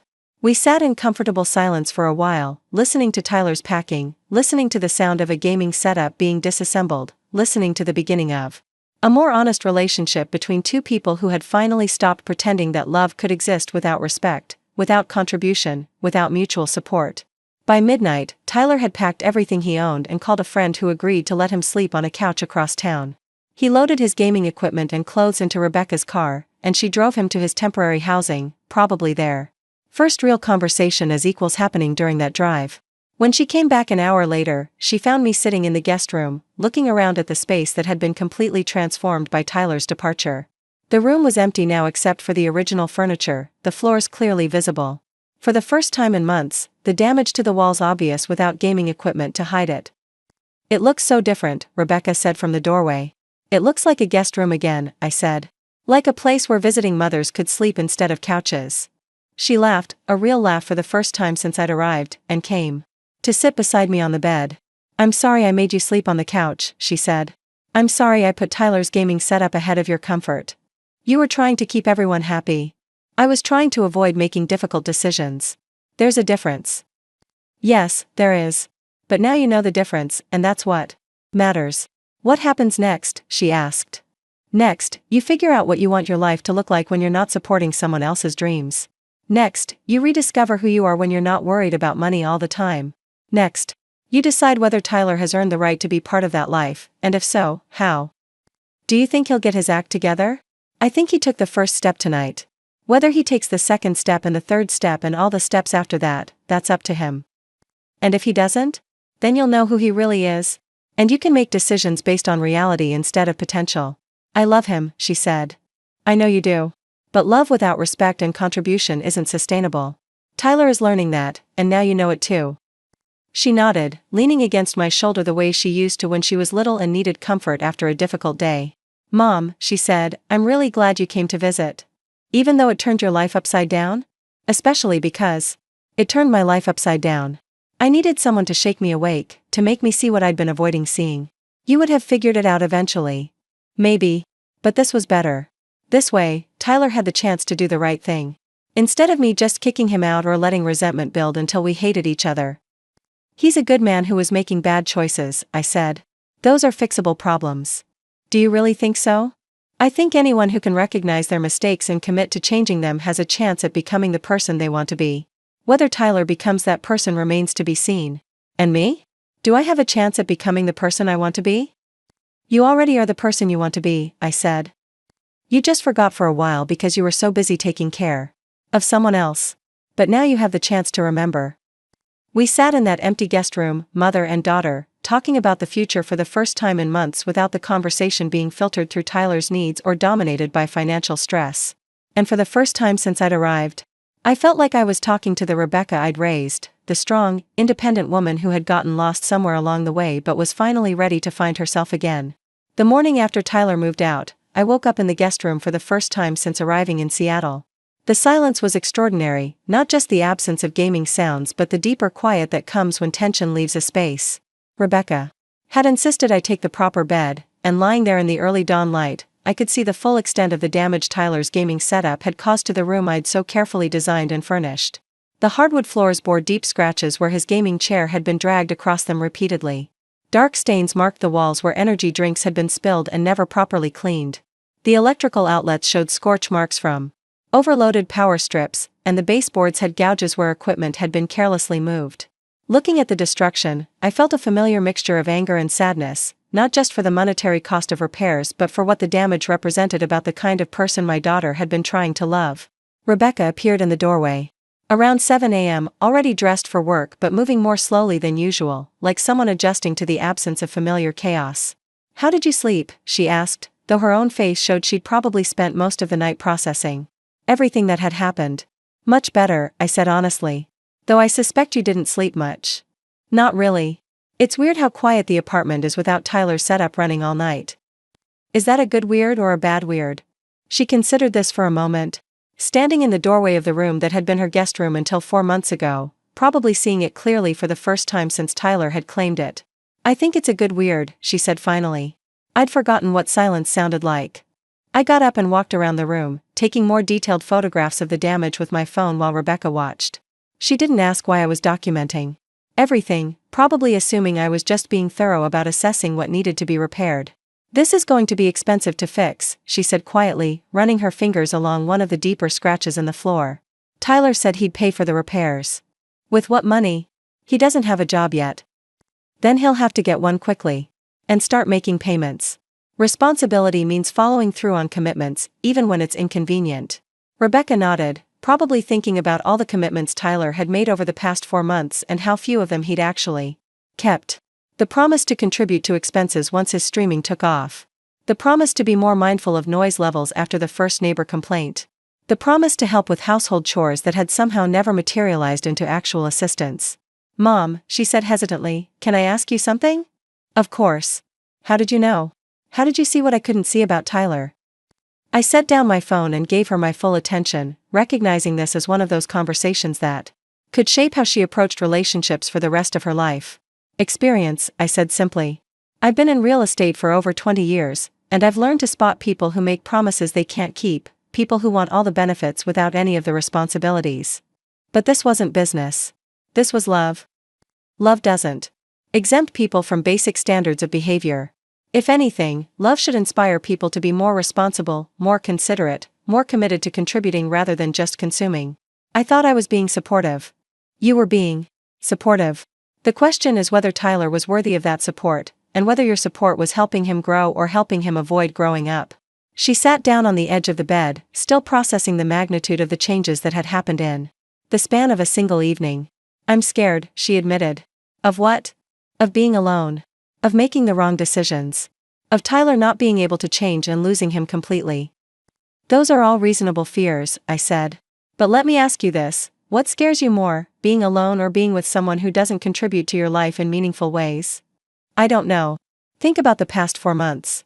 Think about the stress, the financial pressure, the way you've been living. Does that feel like a life you want to continue?" "No," she said without hesitation. "I've been exhausted all the time. Worried about money constantly. Making excuses for behavior I knew was wrong." "Then you have your answer. But what if Tyler really does change? What if he gets a job and starts contributing and becomes the partner I know he could be? Then you'll have learned something valuable about setting boundaries and expecting accountability. And Tyler will have learned something valuable about what it takes to be worthy of someone's love and support. And if he doesn't change? Then you'll have learned something equally valuable about recognizing when someone isn't ready to be the partner you deserve." Rebecca nodded slowly, and I could see her beginning to understand that either outcome would be better than the limbo she'd been living in, the endless cycle of hope and disappointment that had characterized the past 4 months. "I need to get ready for work," she said, but she didn't move immediately. "Rebecca," I said, "there's something else we need to talk about." "What?" "The lease violation notice. That wasn't just a random building management decision." She looked at me with confusion, probably wondering how I could know anything about the building's management practices. "What do you mean?" I took a deep breath, knowing that what I was about to reveal would change everything about how Rebecca understood her living situation, her relationship with me, and the consequences of the choices she'd been making. "I mean that I own this building, Rebecca. I'm your landlord." The words hung in the air between us like a bridge being built and burned simultaneously. I watched her face cycle through disbelief, confusion, understanding, and something that looked like horror as the implications became clear. "You own this building," she repeated, her voice barely above a whisper. "I bought it 2 years ago. It was one of my better investments, actually. Beautiful bones, great neighborhood, the kind of place where young professionals want to live. You're my landlord?" "Technically, my property management company is your landlord. I try to keep some distance between my personal relationships and my business dealings." "But you knew I lived here when you bought it?" "No, actually. You applied for the apartment after I'd already purchased the building. When Janet showed me your application, I was as surprised as you would have been." "Why didn't you tell me?" "Because I wanted you to have the experience of living independently, making your own housing choices, being responsible for your own lease obligations without feeling like your mother was watching over your shoulder." Rebecca stood up abruptly, pacing to the window and back, her mind clearly racing as she processed this information. "The lease violation notice," she said slowly. "You sent that?" "I instructed my property manager to send it, yes." "You were going to evict me?" "I was going to hold you accountable for the same lease terms that apply to every other tenant in my buildings. The unauthorized occupant, the property damage, the late rent payments, those are all legitimate violations that would result in eviction proceedings for any tenant. But I'm your daughter.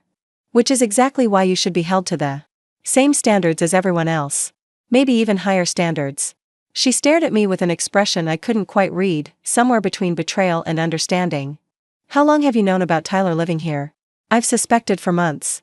My property manager mentioned noise complaints and reports of an unauthorized male resident. I confirmed it when I arrived and saw the extent of his presence here. You could have said something earlier. I could have. But I wanted you to have the chance to handle the situation yourself, to recognize the problems and address them before they required legal intervention. And when I didn't? When you didn't, I had to choose between being your mother and being a responsible property owner. I chose to be both. Rebecca sat back down, her head in her hands, probably feeling overwhelmed by the realization that her housing crisis wasn't just a random misfortune but a direct consequence of choices she'd made under the watchful eye of someone who had every right to hold her accountable. I've been asking you for money to help with rent, she said, her voice muffled by her hands. Money to pay rent on a building you own. Yes. And you gave it to me. Yes. Why? Because you're my daughter, and I love you. But also because I hoped you'd figure out that the reason you needed help wasn't bad luck or economic hardship, but Tyler's presence in your life. I feel like an idiot. You're not an idiot. You're someone who was trying to make love work with someone who wasn't ready to be a real partner. That's not idiotic, it's human. But I should have seen it. I should have recognized what was happening. Maybe. But recognizing problems and knowing how to solve them are different skills. You're learning both. She looked up at me, and I could see her struggling with something she needed to understand. Mom, if you own this building, then you know exactly how much financial damage Tyler's presence has caused. I do. How much? I pulled out my phone and opened the file I'd been building since I arrived, the documentation of late fees, property damage estimates, and the additional wear and tear caused by unauthorized occupancy. The property damage will cost approximately $3,000 to repair properly, I said. The late fees that have been waived amount to about $800. The additional utilities usage caused by Tyler's gaming equipment and extended presence adds up to roughly $400 over 4 months. $4,000, Rebecca said quietly. Plus the money I've been sending you for emergencies, which totals another $4,000 over the past 8 months. $8,000. Tyler's presence in my life has cost $8,000 in less than a year. That's just the direct costs. It doesn't include the opportunity cost of not being able to save money, not being able to invest in your own future, not being able to enjoy the financial freedom you were earning with your salary. Rebecca was quiet for a long time, staring at the numbers on my phone screen as if they might change if she looked at them long enough. I could have had a real emergency fund with that money, she said finally. You could have had a lot of things.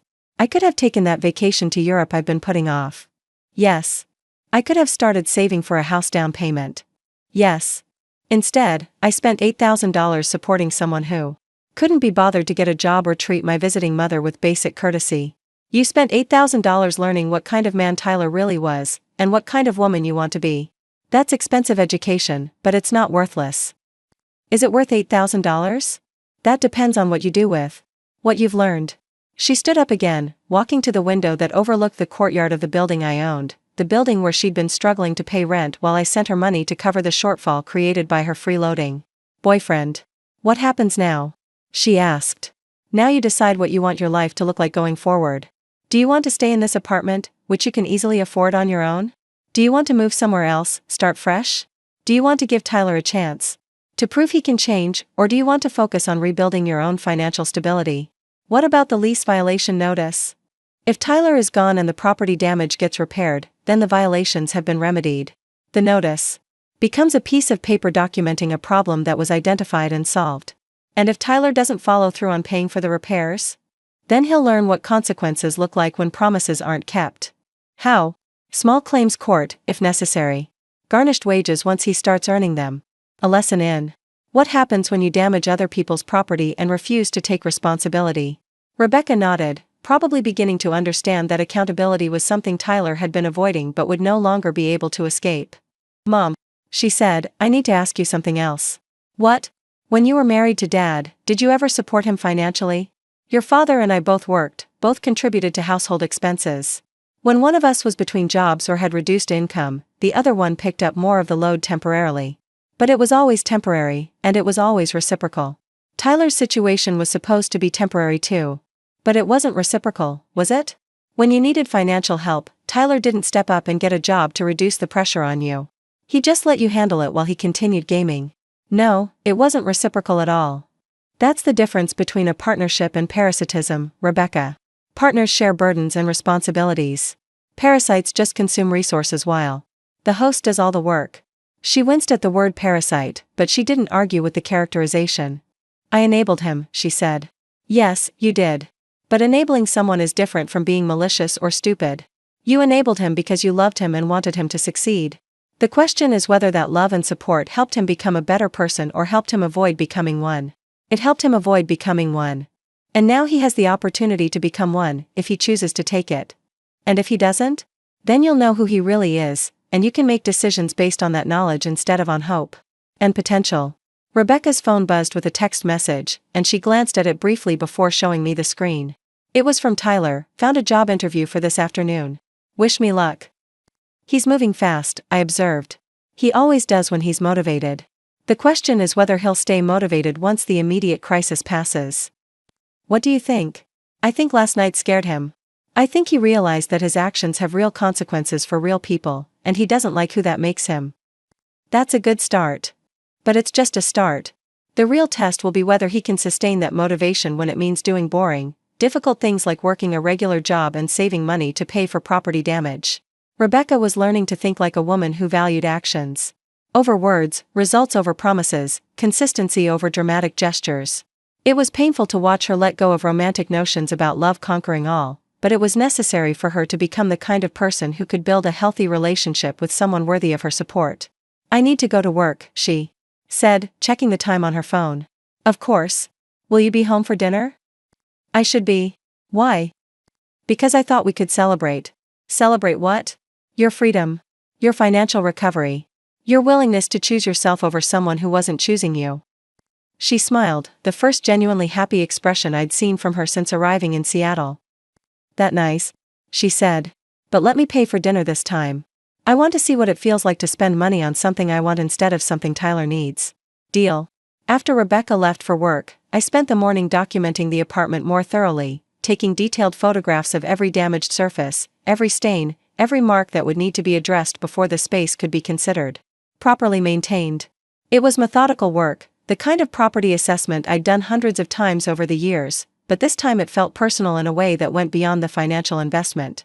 This was my daughter's home, sounds the space where she'd been trying to build a life with someone who had treated it like a temporary gaming den. Every scratch on the floor, every stain on the wall, represented a moment when Tyler had prioritized his convenience over basic respect for the space Rebecca was providing him. Around noon, my phone rang. It was Janet, my property manager, calling with an update on the situation at the Meridian Apartments. Miss Crawford, she said, I wanted to let you know that we received a call this morning from the tenant in 3B. She wanted to report that the unauthorized occupant has moved out and that she's arranging for property damage repairs.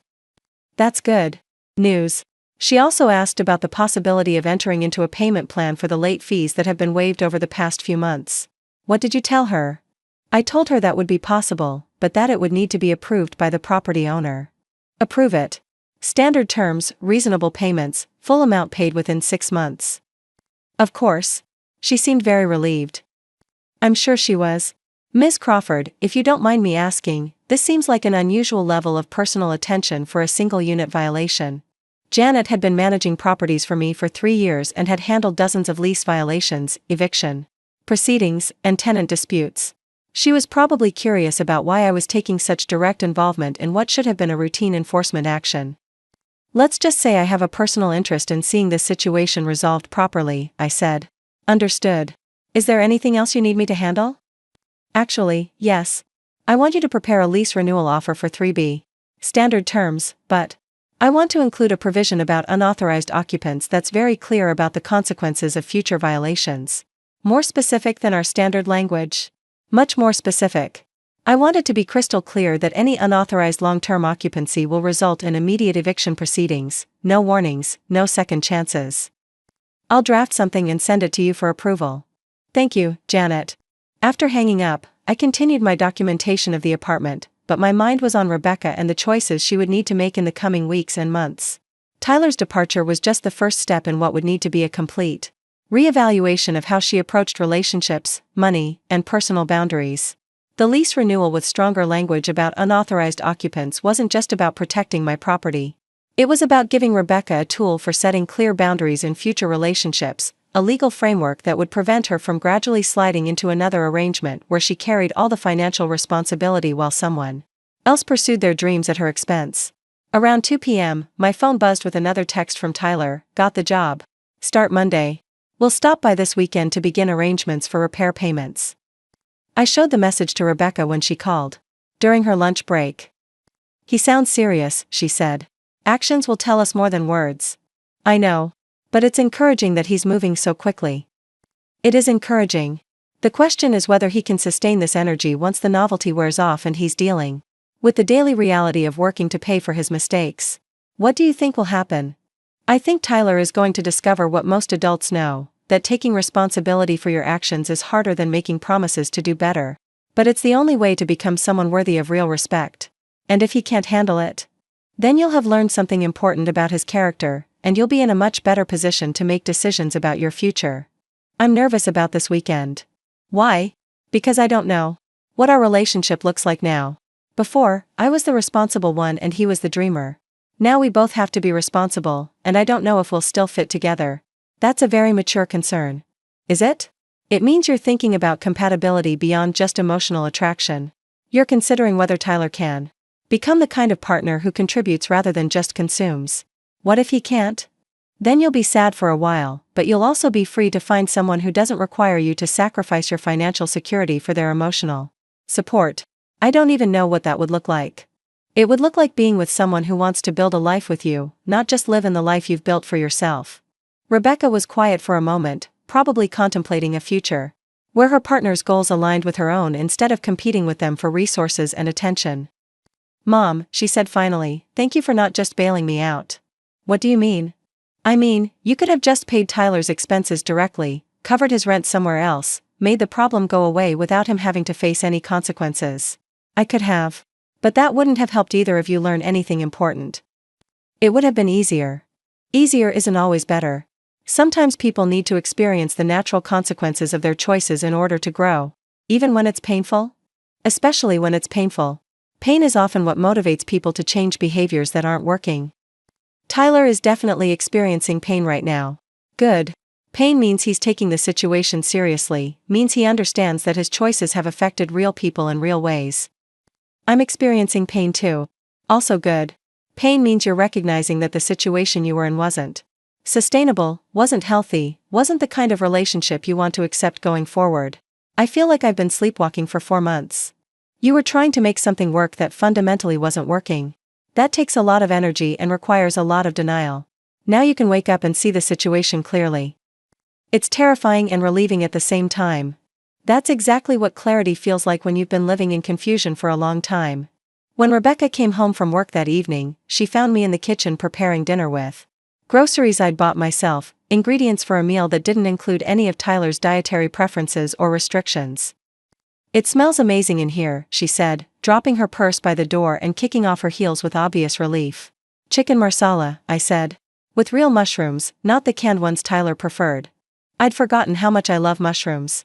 You've been accommodating someone else's tastes for so long that you forgot your own. She sat down at the kitchen table, watching me cook in her kitchen, probably noticing how different the space felt without Tyler's presence dominating it. This is weird, she said. What's weird?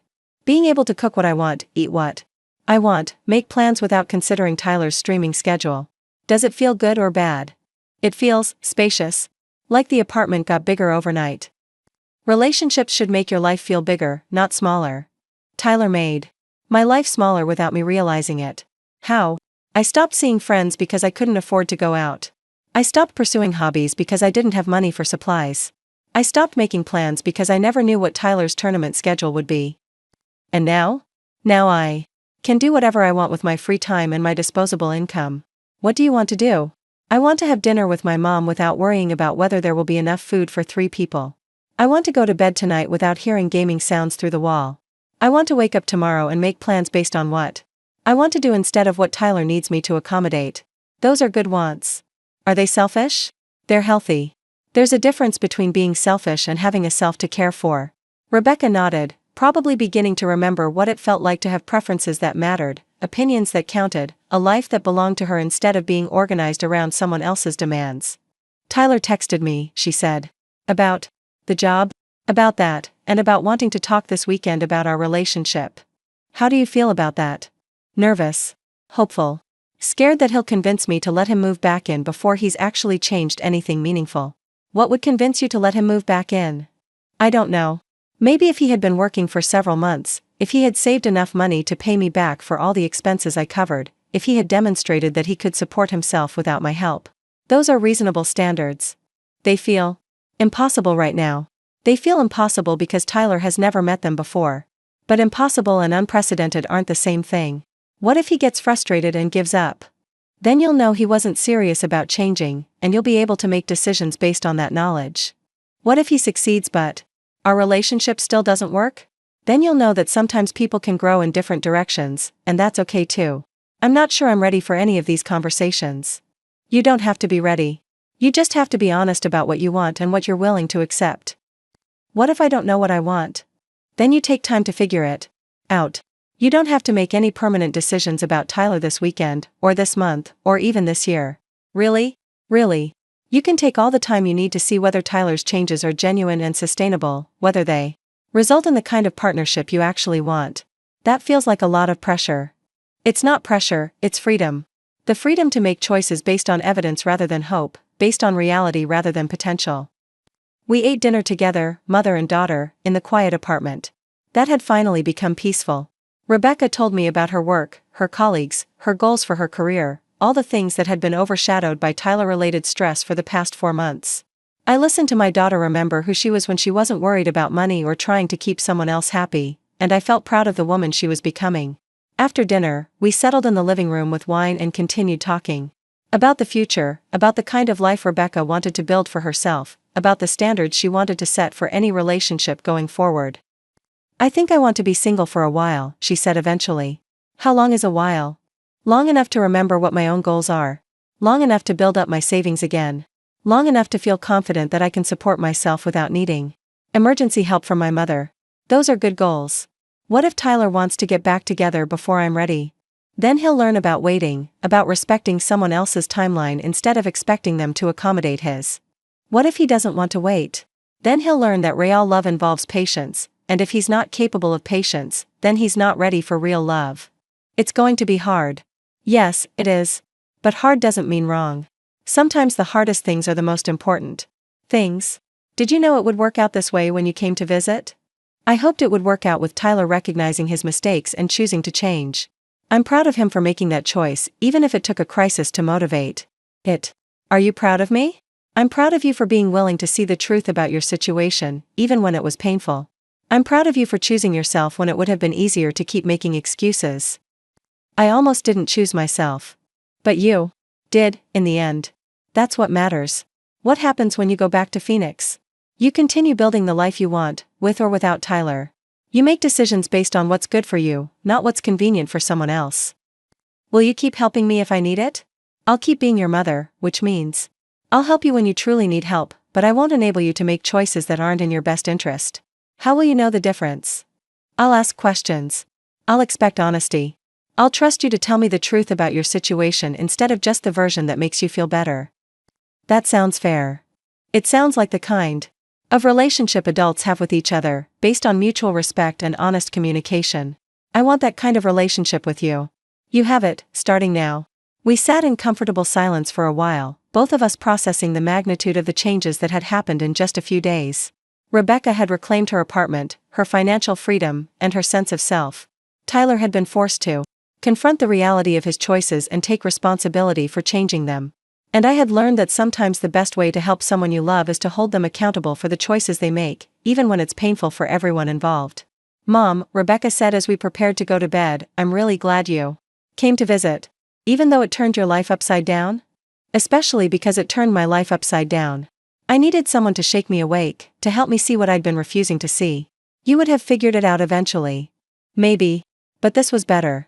This way, Tyler had the chance to choose responsibility instead of just having it forced on him. This way, I had the chance to choose myself instead of just being abandoned. And this way, you both learned what you're capable of when you're motivated to change. Do you think Tyler will really change? I think Tyler surprised himself tonight by choosing accountability over excuses. Whether he can sustain that choice remains to be seen. And me? Do you think I'll be able to sustain choosing myself? I think you've already started. The hardest part was recognizing that you needed to make different choices. Everything else is just following through. I hope you're right. I hope so too. But even if you struggle sometimes, even if you make mistakes, you'll know what healthy looks like now. You'll have a standard to measure future relationships against. Thank you for giving me that standard. Thank you for being willing to accept it. We hugged goodnight, and I watched my daughter walk to her bedroom in the apartment she could afford on her own, in the building I owned, in the life she was finally ready to claim as her own. Tomorrow would bring new challenges, difficult conversations with Tyler, hard choices about the future. But tonight, Rebecca was free to make those choices from a position of strength rather than desperation, clarity rather than confusion. And that, I thought as I settled into the guest room that was finally being used for its intended purpose, was worth every uncomfortable night I'd spent on the couch, every difficult conversation I'd forced, every moment of watching my daughter struggle to find the courage to choose herself over someone who hadn't earned the sacrifice she was making. Sometimes the greatest gift you can give someone you love is the refusal to enable their worst choices. Sometimes the kindest thing you can do is force them to face the consequences of their actions. And sometimes the most loving response to someone's crisis is to let them experience enough discomfort to motivate real change. Tyler would sink or swim based on his own efforts now. Rebecca would build her future based on her own choices and priorities. And I would return to Phoenix knowing that my daughter had learned the difference between love and enabling, between support and sacrifice, between partnership and parasitism. The rest, as they say, was up to them. 6 months later, I received a package in the mail at my Phoenix office. Inside was a cashier's check for $3,000, along with a handwritten letter on simple notebook paper. Tyler's handwriting was careful, deliberate, like someone who had taken time to think about every word. Mrs. Crawford, it began, this is the final payment for the property damage I caused to your building. I know it took longer than it should have, and I know saying sorry doesn't fix what I broke, but I needed you to know that I kept my promise.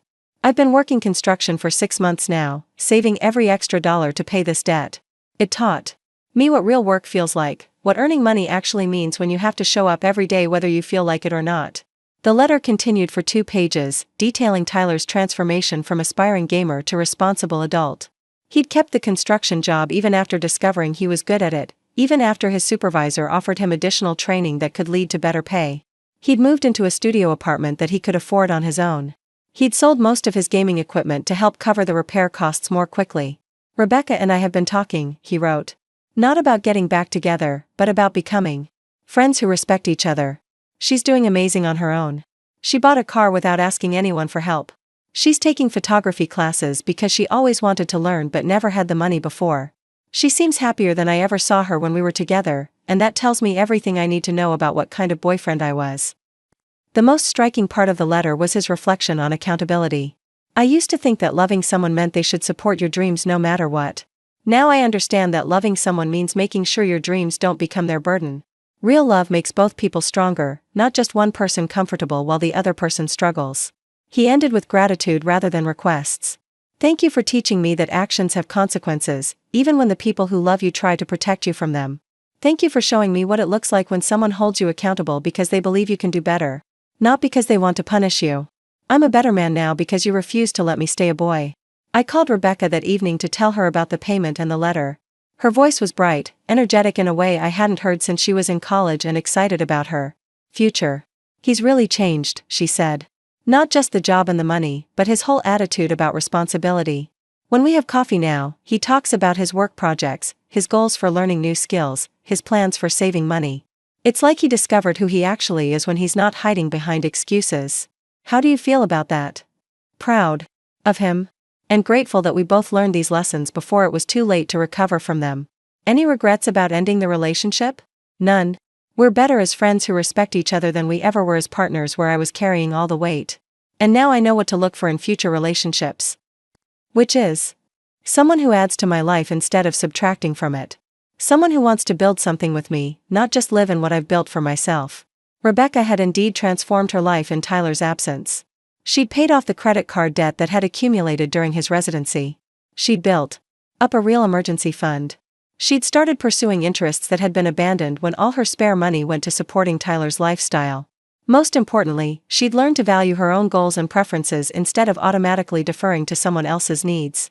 I'm dating someone new, she said, and I could hear the smile in her voice. Tell me about him. His name is Marcus. He's an accountant, which sounds boring, but he's actually really funny and thoughtful. The first time we went out for dinner, he insisted on paying for his own meal because he said he didn't want me to feel obligated to see him again just because he'd bought me a sandwich. That's refreshing. Right? And when I mentioned that I was taking photography classes, he asked if he could see some of my work. Not because he wanted to critique it or suggest improvements, but because he was genuinely interested in something that made me happy. He sounds like someone who understands that relationships should be partnerships. He does. And when I told him about Tyler, about how I'd enabled someone for months while sacrificing my own financial stability, he didn't judge me or act like I was naive. He just said he was impressed that I'd learned to prioritize my own well-being. Smart man. Very smart. And Mom, he has his own apartment, his own car, his own savings account. I don't have to worry about whether he can support himself because he's already doing it. How does that feel? Like freedom. Like I can choose to be with him because I want to, not because he needs me to take care of him. This was the lesson I'd hoped Rebecca would learn, though I'd never imagined it would require such dramatic intervention to teach it. The difference between being wanted and being needed, between partnership and caretaking, between love that strengthened both people and love that depleted one person for the benefit of another. A year after my visit to Seattle, Rebecca called. With news that surprised me even though it shouldn't have. I'm buying a house, she announced. In Seattle? 20 minutes outside the city. It's a little craftsman cottage that needs some work, but I've saved enough for a down payment and I qualified for the loan on my own. I'm so proud of you. I wanted to ask if you'd come help me move in. Not financially, she added quickly. I mean physically help. Carry boxes, hang pictures, maybe give me some decorating advice. I'd love to. And Mom? I want to pay market rate for your advice. You're a professional, and I want to hire you properly for a consultation about the property. This was growth I hadn't expected but should have anticipated. Rebecca had learned not just to be financially independent, but to value expertise. Appropriately, to understand that even family relationships worked better when everyone contributed fairly. What about Marcus? Is he part of this house purchase? He's excited for me, but no, this is my house. My investment in my own future. If we decide to move in together someday, we'll make that decision based on what we both want, not because either of us can't afford to live independently. That's very wise. I learned from the best teacher, even if the lessons were sometimes painful. The move-in weekend was everything I'd hoped for when I first planned to visit Rebecca. We worked together as adults, making decisions collaboratively, sharing tasks based on ability rather than obligation. Marcus joined us for the heavy lifting, proving himself to be exactly the kind of man who contributed without being asked, who showed up because he wanted to help rather than because he expected to be taken care of. Tyler stopped by briefly to deliver a housewarming gift, a small succulent and a handmade wooden planter he'd crafted himself. His appearance was dramatically different from the pajama-wearing gamer I'd met on my couch. He was clean-shaven, wearing work clothes that were dusty but well-maintained, carrying himself with the confidence of someone who earned his own way in the world. Congratulations on the house, he told Rebecca sincerely. You deserve every good thing that comes your way. Thank you. And thank you for this, she said, examining the planter. Did you make this yourself? Been learning woodworking in my spare time. Turns out I'm pretty good with my hands when I'm not spending 12 hours a day holding a game controller. It was a brief interaction, friendly but without the undercurrent of obligation or resentment that often characterized relationships between exes. They had both grown beyond the people they'd been during their unhealthy dynamic, and that growth allowed them to appreciate each other without trying to recapture something that had never really worked. After Tyler left, Marcus helped me hang pictures while Rebecca unpacked kitchen boxes. Watching them work together, I saw the difference between Tyler's relationship with Rebecca and this new partnership. Marcus anticipated Rebecca's needs without being asked, offered suggestions without insisting on his preferences, contributed labor and expertise without expecting gratitude or recognition. This is what healthy looks like, Rebecca said quietly to me as we arranged books on built-in shelves. Yes, it is. Tyler was practice. Learning what I wouldn't accept, learning what I was worth, learning that love shouldn't cost me everything I'd worked to build. And now you know. Now I know. And because I know, I can choose Marcus from a position of strength rather than need, confidence rather than desperation. That evening, after Marcus had gone home to his own apartment and Rebecca and I were settling into her new living room with wine and takeout, she asked me the question I'd been expecting. Mom, do you think you were too hard on Tyler back then? Do you? I think you were exactly as hard as the situation required. If you'd been gentler, if you'd just given him more money or paid his expenses directly, he never would have been forced to grow up. And if I'd been harsher? If you'd just kicked him out without giving him the chance to choose accountability, he might have learned that consequences were something that happened to him rather than something he created for himself. So you think the approach was right? I think you loved both of us enough to let us experience the discomfort necessary for real change. That's not easy love, but it's effective love. It wasn't easy to watch. I'm sure it wasn't. But easy isn't always better. Sometimes people need to feel the full weight of their choices in order to make different ones. Do you think Tyler would have changed if the consequences had been different? Maybe eventually. But it might have taken years instead of months. And it might have cost you much more than $8,000 and a few uncomfortable nights on a couch. Rebecca nodded, understanding that the intervention I'd orchestrated had been surgical in its precision, designed to create maximum motivation for change with minimum long-term damage to anyone involved. I have something to tell you, she said. What? I've been sending money to a financial literacy program for young adults. Anonymous donations, but substantial ones. Enough to fund workshops about recognizing financial manipulation in relationships, setting boundaries around money, understanding the difference between support and enabling. That's wonderful. It's my way of paying forward what you taught me. My way of helping other people avoid the mistakes I made or recognize them faster than I did. You're helping people learn lessons they might otherwise have to learn the hard way. Exactly. Because not everyone has a mother who owns the building they live in and can orchestrate the perfect learning experience. We laughed about that, about the almost absurd coincidence that had allowed me to teach Rebecca these lessons from a position of complete authority over her housing situation. What are the odds? Rebecca said.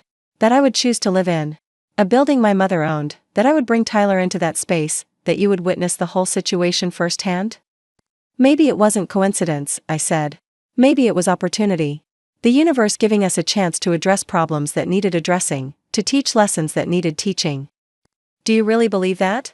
I believe that when we're ready to learn, teachers appear. Sometimes in the form of crisis, sometimes in the form of consequences, sometimes in the form of mothers who refuse to enable behavior that isn't serving anyone. You were a good teacher. You were a good student, even when the lessons were painful. And Tyler was a good student too, eventually. Eventually. That's the key word. Some people need more pressure than others to motivate change. As I prepared to return to Phoenix the next morning, Rebecca walked me to the rental car with a confidence I hadn't seen in years. She was living in a house she'd bought herself, dating a man who contributed equally to their relationship, pursuing interests she'd abandoned during her enabling phase. I love you, Mom, she said as we hugged goodbye. I love you too. Thank you for not rescuing me when what I really needed was to rescue myself. Thank you for being strong enough to do the work once you understood what needed to be done. Will you come visit again?